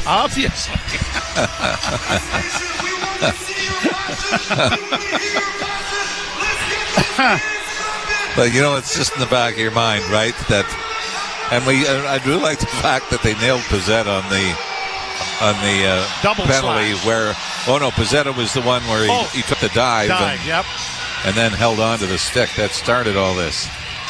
Draw to the left in the Montreal zone. Number 1 unit out there, but Riley is on the right point. And he'll get the puck off a face-off win as Tavares is still in the penalty box. Down into the corner, it goes to Marner. Back to Nylander. Nylander down low, Marner on the goal line, can't center it. Goes back to Willie, now to the blue line to Matthews. Matthews to Nylander. Nylander holds, still with it. Looking for Matthews, who took it off his skates and couldn't shoot it. Willie gives it back to him. Back of the net, off of Marner's skate. Cleared around on the boards, it's going to get to the line, but Riley's going to get there to keep it in. Backhand along the board, stolen by Montreal and set down the ice. Someone has got to get to be a little more selfish. Shoot the puck. The goal they scored in Tampa, right? Wrist shot from the point. Matthew Nyes in front of the rebound. There, you can't pass it into the goal, as Pat Quinn used to say. Round on the boards, it's going to find Marner. Leafs keep it into the pass to Matthews. Stand on the shot. Riley is able to knock it into the corner. Can't get to it, and it's shot down the ice as the penalty expires. The power play has had some brilliant moments tonight and some frustratingly inept moments. Now Tanev circling back in his own zone. Finds Benoit. Benoit off a stick and into Montreal territory. Domi goes into the forecheck, the puck along the boards. Hudson got it up on the wing, cleared out at center, and down into the Leaf end. It'll be an icing call here against the Montreal Canadiens. So it'll come back into the Canadiens' end with 12:53 to go, and this game still looking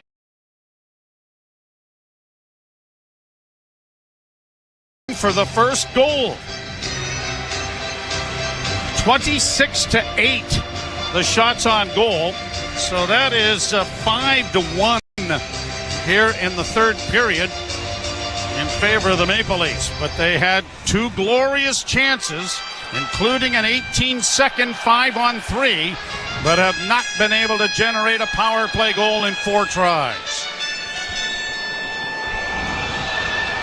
Domi, McMahon, and Robertson for the Maple Leafs. So far, the highlight has been Max Domi and his pugilistic efforts with Gooley. Canadians launch it high to center. Might have been a high stick that knocked the puck down there, but Slafkovsky has gotten it into the Leaf zone. Puck along the boards in the corner. Slafkovsky coming out of the area, back of the net. Chased there by Benoit. Nicely ridden off the puck, and the Leafs get it airmailed to center. Bouncing puck is going to be brought quickly in over the line by Domi. And then when he tried to load up the wrist shot, it rolled off his stick. Slafkovsky back the other way from Montreal. Gets it down into the corner. McMahon takes his man out, but gets it back to the point. Line A has it checked. Here's the Leafs breaking on the right side with Domi. Domi in over the line, trying to go to the net. Flipped it, and that really bogged down, and nothing happened. Not sure what the mindset was there. He was looking for Robertson and then decided, I can't get it to him, and by then, he couldn't get it to the front of the net either. Unless he was just trying to flip it and then knock it out of midair. And if that was the case, maybe he didn't get it far enough onto his forehand. It sort of stuck to the back of the blade. Yeah, that might have been it. At any rate, we go to a commercial break. No score in the hockey game. You're listening to Molson Leaf Hockey on TSN 1050 and the Maple Leaf Radio Network. Feel the excitement of the UEFA Champions League knockout stage on Sirius XM FC. Europe's best clubs. What a start for Inter! And Barca are level! Brilliant Arsenal goal! The world's brightest stars. Mbappe! Kane! Rafinha! All chasing club soccer's ultimate prize. A new page in their glorious history! The Champions League knockout stage, where legends are made. On Sirius XM FC, channel 157 in the car, and the Sirius XM app. NHL Morning Skate. December 15th, Vancouver Canucks were in the playoffs. And this is when they had that big controversy going on. So they had to do something about it. And they did do something about it. Well, now they're not in the playoffs. You know what? They're not even really close anymore. This is the most absurd season falling apart. The most disappointing team this season of the 32 are the Vancouver Canucks. NHL Morning Skate with Scott Laughlin and Gord Stellick. Weekdays 7 a.m. Eastern on NHL Network Radio, Sirius XM 91, and the Sirius XM app. The Power Play with Steve Koulias. General manager of the Winnipeg Jets, Kevin Cheveldayoff. What would finishing first overall mean to the organization, Kevin? Well, I think anytime that you can finish in an area where you're getting recognized, it's special. But again, the important thing for us is process. Is when we buy into playing the way we need to play, then we feel comfortable that we'll win more games than not, and then you let the chips fall where they may. The Power Play, weekdays 3 p.m. Eastern on NHL Network Radio, Sirius XM 91, and the Sirius XM app. The world's most thrilling league is now in the palm of your hand. Hear every English Premier League match all season long on the SiriusXM app. Just search for your favourite team. On TSN 1050. Leafs nothing, Canadiens nothing. 12:07 left, third period. Tavares back into the game as it's launched out at center ice by Montreal. Marner playing on the defense here as it's shot down into the Canadian zone. Around back of the net, Tavares couldn't reach it. Pinching down here is Carlo. The Leafs are able to keep it into the far corner. Matthews with Nylander and Tavares with Marner on defense with Brandon Carlo. How you liking that, Mr. Ralph? Pretty sure Brandon Carlo's looking around going, what the hell am I doing out here? But, I mean, if this works, you're going to say Craig Berube knew exactly what he was doing. I mean, this is obviously in a game like this, what he's trying to do is create offense. 26-8, the shots favoring the Leafs. 11:42 to go here in the third of a scoreless game. Tavares won the draw, but the Canadiens are able to come away with it. Gallagher gets it in on the left wing, and a shot went wide of the net, but it is whistled down on the offside anyway. Boy, that was a late call, wasn't it? Late whistle, yeah. It'll come back out into the center ice area. Brendan Gallagher spent a lot of the commercial break there chatting with the official and pointing out something, and Scotty Lawton, who doesn't have an A or a C on, just kind of sat there and was listening patiently, making sure that if there was a point of view to be... Yeah. By the way, Brendan Gallagher has had a pretty good bounce-back season. Sure has. 21 goals on the year. Fifth time he's hit the 20-goal mark, but first time in 5 years. A lot of injuries he's had to play through. Leafs are tied with Washington and Tampa Bay with 5 players who have 25 or more goals this year. Canadiens get the puck to the line, but not out. Leafs are able to swing it around back of the Montreal goal to the near wing. Chopped at, cleared to the line and out. And Morgan Riley is there, working with Brandon Carlo, who is going to play it out into the center ice area. And the Maple Leafs get it ahead for Pontus Holmberg. His wrist shot off a stick was high and into the screen and out of play. We'll be back with you tomorrow when the Leafs are in Carolina, and we invite you to join us at 5 o'clock on Masters Sunday. So here's what you do. You have the TV on, you watch the Masters, have the radio on, listen to the hockey game. You got your entire afternoon on the couch doing nothing the hell except being entertained. What do we do? Are we going to work? Oh. Sorry about that. It's not fair. You going to be okay? Let's... Leafs play it around back of the net. While we're doing it off a monitor, we'll get the other monitor to have the golf on. Maybe we could call a furniture company and get a couple of couches brought in. Leafs on the left wing with Domi down into the half wall, trying to cut to the net, goes around, back to the net, centered, and it went right through the goal crease. Another shot from the point, and Dobish got in front of that. He's been the busier of the two netminders. As the Canadiens play it up on the boards, the Leafs pinch to keep it in. It'll be backhanded by Myers into the corners. The Leafs are changing. And the Canadiens have it back of the goal, 21 seconds away from the midpoint of the third period, and no score in the hockey game. Pass deflects down. No, it didn't deflect down. It hit the corner glass just over the head of Joseph Wall there. And so the faceoff is going to come back in the center ice area as a result. You know what stat I'd like to see, and I've never been able to find it. A team's record when they're playing somebody that's on the second of back-to-backs. With Montreal playing in Ottawa last night, this time it's the Leafs. Tampa, by the way, 3 straight games where the visiting team played in Florida the night before. That happens a lot. Just two teams in Florida kind of dictate that, don't they? And I bet you the other area is San Jose, Anaheim, and the LA Kings. Yeah. To the line, Marner trying to chip it in, but he pulled up and put the play offside, although Marner is arguing the call. But my point would be, wouldn't Florida be saying, how come we don't get the second game of the back-to-back? Yeah. And a lot of times, this is a rarity where the Leafs actually get the team in the second. They usually play in Ottawa or Montreal the following night. So a break here with 9:49 to play, third period. The Maple Leafs and the Canadiens scoreless. You're listening to Molson Leaf Hockey on TSN 1050 and the Maple Leafs Radio Network. From the biggest stadiums to the coziest holes in the wall. From house parties to porch hangs to pride celebrations. From your favorite fuzz shop to your local Indian spot. From noodle bars to sports bars to salsa bars. There's a Molson with your name on it.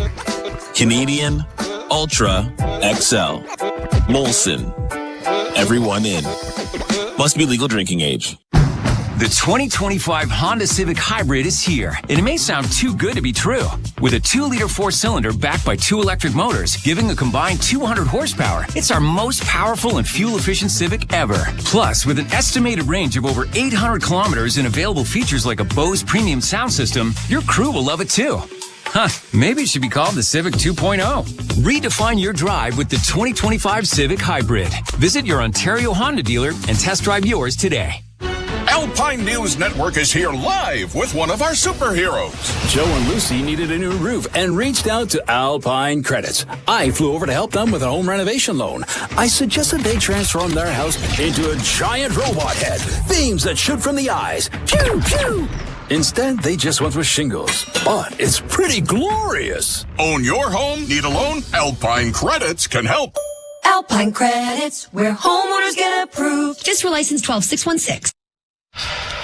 9:49 left to play, third period. Leafs nothing, Canadiens nothing. 29-8. The Leafs have outshot Montreal to this point in the hockey game. Including 8-1 here in the third period.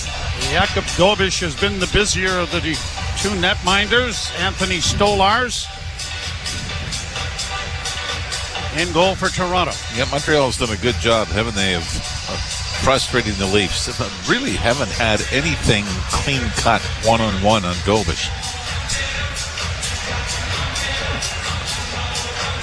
Tavares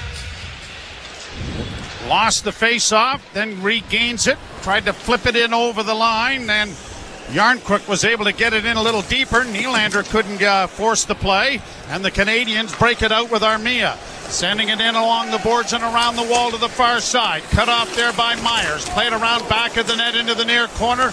Pinching down there is Carrier to keep it in for Montreal. Back into the slot area, Armia. Dishes off on the left wing a shot, and that deflected wide of the Leaf goal. Back of the net. Leafs unable to get it cleanly. Push it to the line, but not out. Kept alive on the left wing side by Matheson. A centering pass goes around back of the net. Comes back in on the wing and kept alive on the boards by Jake Evans.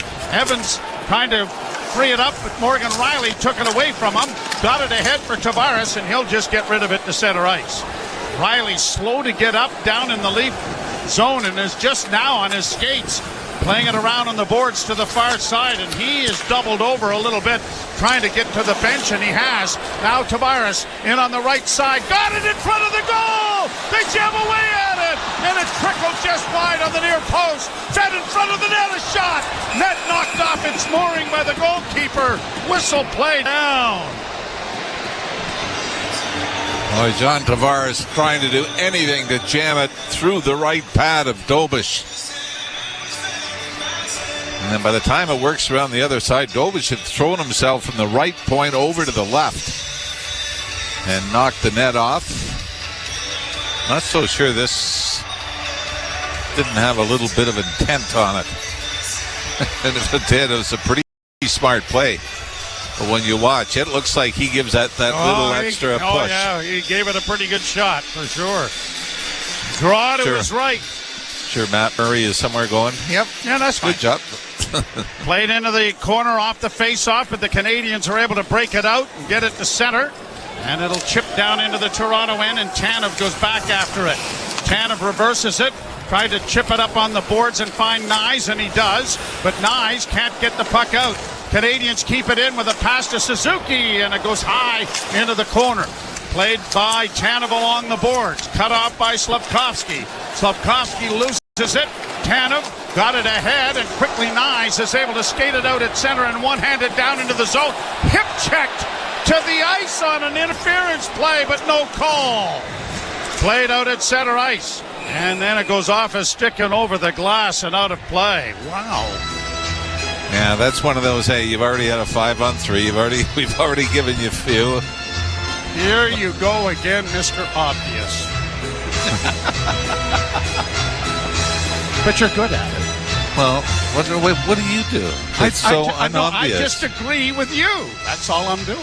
Well, obviously that's not the smartest thing to do. Well, obviously. Yeah. Captain. Played into the Toronto zone. Myers sweeping it around the boards to the near side. McMahon couldn't get it out. Played into the far corner. Myers quickly getting it out, but it was not touched by Robertson. And an icing call coming against Toronto with 7:35 to go in the third period. And obviously, the next goal is a big one. Unless there's three. Well, then obviously it's not as big as yes. the first.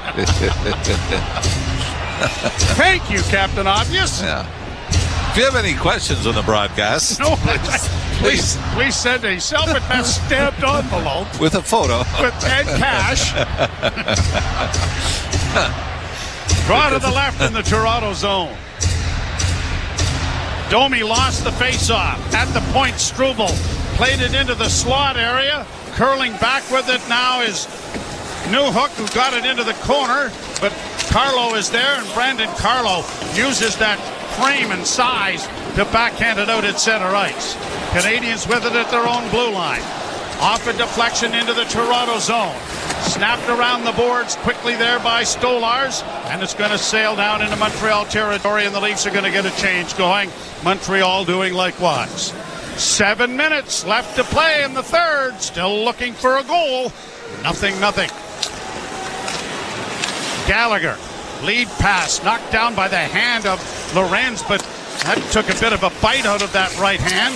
It grabbed off by Pontus Holmberg for Tanev.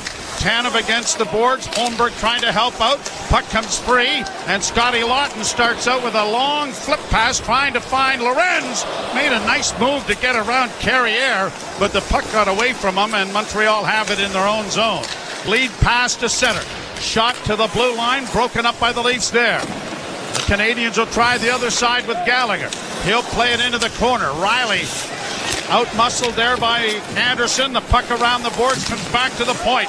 Lane Hudson to the left wing side, and a shot. Pad save made. Hudson with the rebound on the backhand. Can't shoot it. Now he does. Stolarz the save. Rebound. Back wide of the goal off Stolar's blocking hand. Back to the point to Hudson again. D to D. He'll go to the left wing side, and a shot that's wide. Back along the boards near side. Good pressure from Montreal. Hudson has it blocked by Nyes. Nyes trying to burst down the right wing. Pulling it in over the line with a pass. Hudson made the intercept, and he gets it ahead to Suzuki. To Caulfield. Caulfield with a shot that deflects wide of the goal. Puck comes back to the near side. Good save made by Stolarz as things are really opening up now. Cleared out at center ice.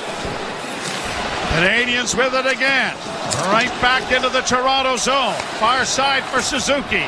Played around back of the Toronto net. Brandon Carlo is there to chip it out at the line, but not out. Canadians keeping it in. Caulfield into the slot. Shot blocked. Rebound comes back to the blue line.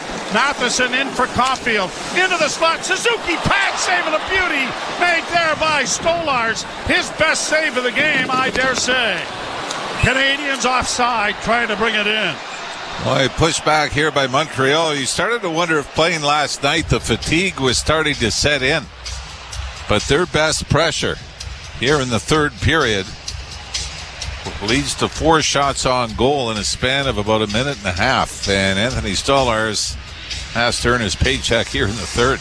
You're listening to Molson Leaf Hockey on TSN 1050 and the Maple Leafs Radio Network. What is up, Daddy Gang? It is your founding father, Alex Cooper. I am so excited for you guys to hear Unwell on Air, your one-stop destination for all things trending, curated by me. All of your favorite content from the Unwell Network, plus exclusive new live shows that keep you in the know. We're breaking down the latest in pop culture and opening up the phone lines because I want you to join the conversation. Oh my God, let's go. Unwell on Air, exclusively on the SiriusXM app. It's soccer's most thrilling league. Only the Premier League can make you feel like this. And now every match is on the SiriusXM app. Can you believe it? From the title race. This is remarkable. Keeps this title charge on track, surely. To the relegation fight. The impossible may still be possible. Hear every English Premier League match on SiriusXM FC 157 and the SiriusXM app. Just search for your favorite club. We deliver the NHL. And I just wonder, Berkey, what your thoughts are on the Capitals. They are Exhibit A as to why a retool can work. Yes, but it's early. They haven't had a playoff run yet. A lot of people taking vows right now that shouldn't be. I really like this coach. I think Chris Patrick, the GM, has done a real nice job. It is a retool, right? And the goaltending's been spectacular, but let's see. Don't pick out a parade route yet, boys. SiriusXM NHL Network Radio. SiriusXM 91. The best hockey lives here. Burns gets it back. Stick handles to the backhand. Moves in front. Score! NHL play-by-play on SiriusXM. App TSN 1050. Everywhere you want it. The Leafs nothing. The Canadians nothing. When was the last nothing tie before overtime decided? Wasn't that game out in I know there was San Jose? Well, there was one in L.A. where right before COVID hit, Leafs lost 1-0 in a shootout to the L.A. Kings. No, but I mean an actual nothing tie. Yeah, the last one ever, you mean? Yeah. Here's Tavares trying to bring it in over the line, but he knocked the puck down with a high stick. Not sure if there was one after that. Shootout came in 05? Yeah, somewhere 06 after the lockout. But yeah, that is the last one I remember. Yeah. And I remember it was an awful hockey game, as I recall. And Glenn Healy. Yes. Yeah, you're right. Came out late, cut his hand, and I believe it was Marcel Cousineau had to come in and relief.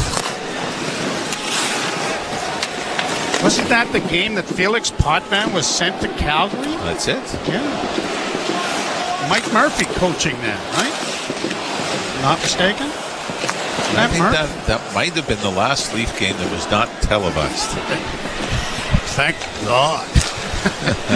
Here are the Canadians in over the line. Armia taken to the boards, rings it around the boards. It's going to go by everyone and sail all the way down into the Montreal zone. 4:09 to play in a scoreless hockey game. Canadians get it off the boards, but it's going to go off the stick of Anderson and go out of play. Well, pretty good cross check by Chris Tanev as it got to Anderson. Either that, I mean, Tanev's got a big smile on his face. It was either a cross check or Tanev thinks it was an embellishment, but either way, it got a reaction out of the Leaf defenseman and a face-off at center ice. 4:02 to play in the third period. Dare say the next goal's going to be a big one. That's from Captain Obvious. Friend of yours? Yeah. Face-off won by Montreal. Carrier shoots it down into the Toronto end. Tanev gets there first, reverses the puck up on the boards for McMahon, who got it out, but the Canadians have retrieved it and shot it right back in again. Tanev is going to try it again, and it is poked ahead, and here's the 2-on-1. Domi trying to get it in for Robertson, and he just failed to get his stick on it, and it went harmlessly wide. This line has had some really good chances. McMahon gets it back into the offensive zone. Domi intercepts, gets it back to the point on the far side. Morgan Riley shooting, and it went wide of the goal. Riley keeps it in to play it back to the net for Domi, who tried to center. He tries to center again. McMahon can't deliver a backhand as the puck bounded away from him. Marner is in the middle of a line change trying to help out. Marner to McMahon. McMahon to Marner. They're tied up on the boards. Puck comes to Anderson, and he'll get it out at center ice. 2:58 to play. Offside at the, or is it icing? I think it's going to be an icing call. Yeah, I think it's an icing call. Yeah, Morgan Riley just tried to chip it on the left wing boards to Mitch Marner. Marner couldn't reach it. And an important face-off back into the Leaf zone with 2:55 to go.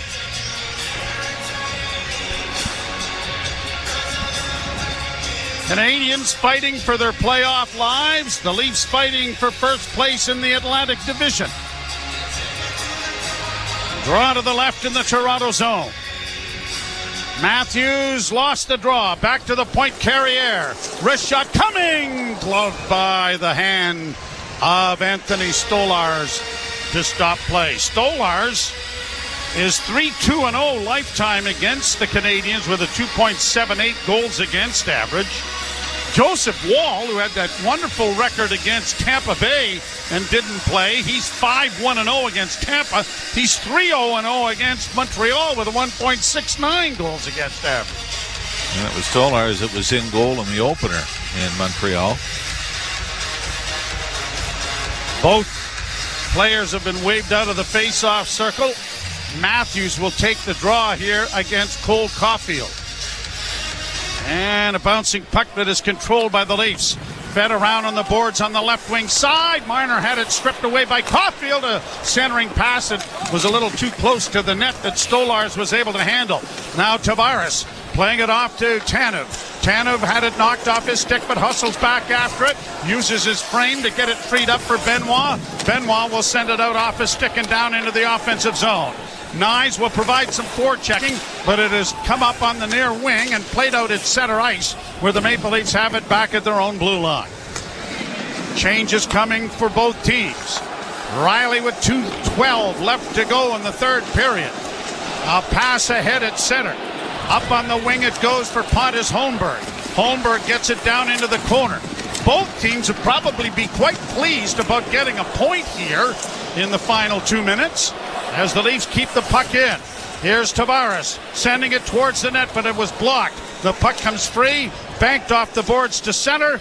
Volleyballed ahead for Armia. Stolen back by the Maple Leafs, who have it under control in their own end. 1:40 to go. Up on the wing and off the stick of Pontus Holmberg and into the zone. Dobish out of the net to pump up around the boards to the far side. Canadians get it out at center.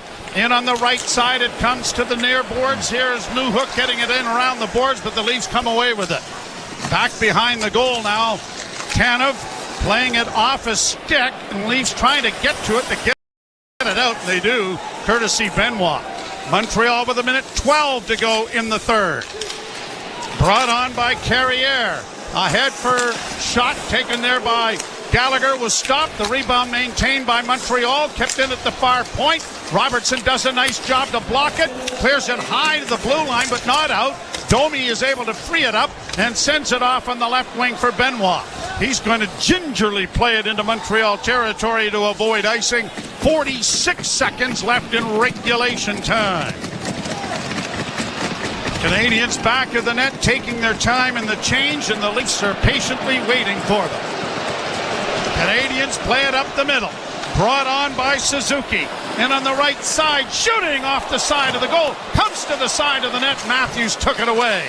Matthews gets it up on the wing, and Morgan Riley will play it off now for Brandon Carlo. Back to Riley with the 18 seconds left to Marner, who chips it out at center, but it won't reach Nyes, and the puck turned over in the neutral zone, and here's the Leafs bringing it in. Marner driving the net, stops in the near corner, couldn't get it in front of the net, was knocked down on the play. Nyes against the boards, trying to free it up with 1 second left. There's the horn. So let's go to the standings. Montreal picks up their 88th point. They have 2 games left. Columbus with 83 and 3 points, are 3 games left. If this stays, they could still pass Montreal for the last playoff spot. Yeah, they need the perfect ending. And the Leafs, now they match what Tampa did last night, which was an overtime loss to the Detroit Red Wings. So the importance of picking up that extra point. So the Leafs go back to 3 points up, this being the game in hand that the Leafs have. 101 the Leafs have. Well, we'll come to overtime. You're listening to Molson Leaf Hockey on TSN 1050 and the Maple Leafs Radio Network. Right now, get 30% off with a Crave Premium 6-month plan and start streaming exclusive HBO series like The White Lotus. We should always live like this. The new season of The Last of Us, premiering April 13th. What did you do? I saved her. Hit Canadian original, The Trades. I want to make things right. And the blockbuster, Venom, The Last Dance. Let's go! Get 30% off with a premium 6-month plan. Offer ends April 20th. Terms apply. Learn more at crave.ca/spring offer. Crave, endlessly entertaining. Whatever the weather, CMC Markets is here to help. Planning for a rainy day? Enjoy $0 commission on U.S. and Canadian share CFDs. Riding out the storm? Get ahead of the curve with lightning fast execution speeds. Blue skies ahead? Go with the trusted broker backed by over 30 years experience. Switch to CMC Markets and join over 275,000 global traders. Learn more at cmcmarkets.ca. FX spreads apply. CFDs involve a high degree of risk. Member Canadian Investor Protection Fund. Umbrella not included. 5 minutes of overtime. They'll switch ends. The Leafs to the left and the Canadians down to the right. A 0-0 tie after 60 minutes of hockey here. Leafs out shooting Montreal 34-15 in the contest. Next, Suzuki might be the player to watch for the Montreal Canadiens, as he's had a lot of success in overtime. I believe, without coming up with the exact stat, 4 overtime winners on the year. Well, he's had one in Washington. I believe he had the overtime winner against Florida recently. And of course, Willie Nylander's had a pretty good track record at this as well. So is John Tavares. And Morgan Riley. Mitch Marner. Austin Matthews. We'll see who gets to audition. Tavares with Nylander and Carlo to start the overtime. Evans taking the face-off for the Canadians. It's scrummed. It's in their skates. Montreal controls. And let's see if there are any changes to be made. Yes. Going to the bench, Gooley. And coming on is Suzuki. Here is Matheson with the puck in his own zone. Suzuki trails and picks the puck up and hits the blue line. Stopping there is Carlo. In on goal. Pad save made by goaltender Stolars. And the Leafs are breaking it back the other way. Nylander slowly to the blue line and in. Still with it. Looks for an open man to the right wing side. Closing in a goal. It's gone! Mitch Marner set up by Nylander. Oh, what a save made by Stolars as the Leafs win it. Holy Mackinac in overtime.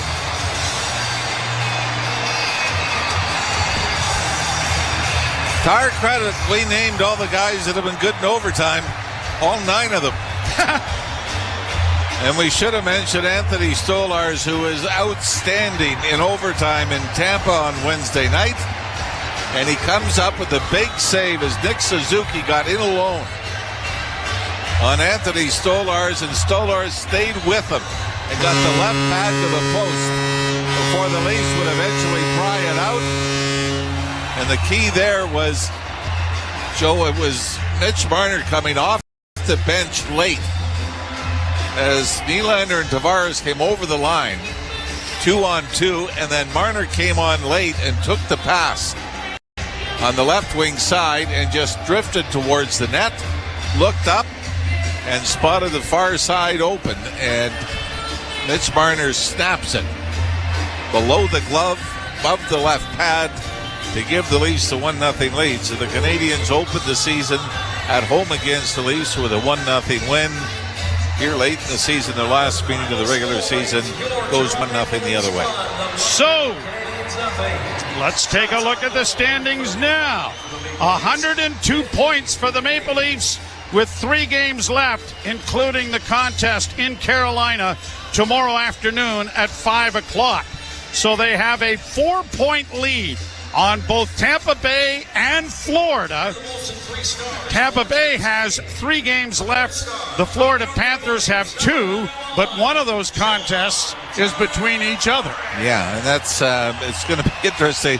What would be interesting is what the lineups are going to be, because we've seen of late. Now, Sam Bennett is supposed to be out for the rest of the regular season, but we've seen Paul Maurice rest Sam Reinhart and some of his regular players. It'll be interesting to see what the mindset is when they get to that game, if they're both saying, hey, we're playing each other or whatever, we want to be healthy, or if they feel it's meaningful for home ice. Tampa hosts Buffalo tomorrow. The Leafs could clinch the Atlantic Division tomorrow with a victory. Yeah. And that's, and that might really play into, again, the Tampa-Florida game. You know, if Florida has any chance of home ice advantage, they might treat that game a little differently. Maybe if Tampa says, hey, if the Leafs clinch on Sunday, they both say it's not that important. We know who we're playing, and let's not pull out all the guns in the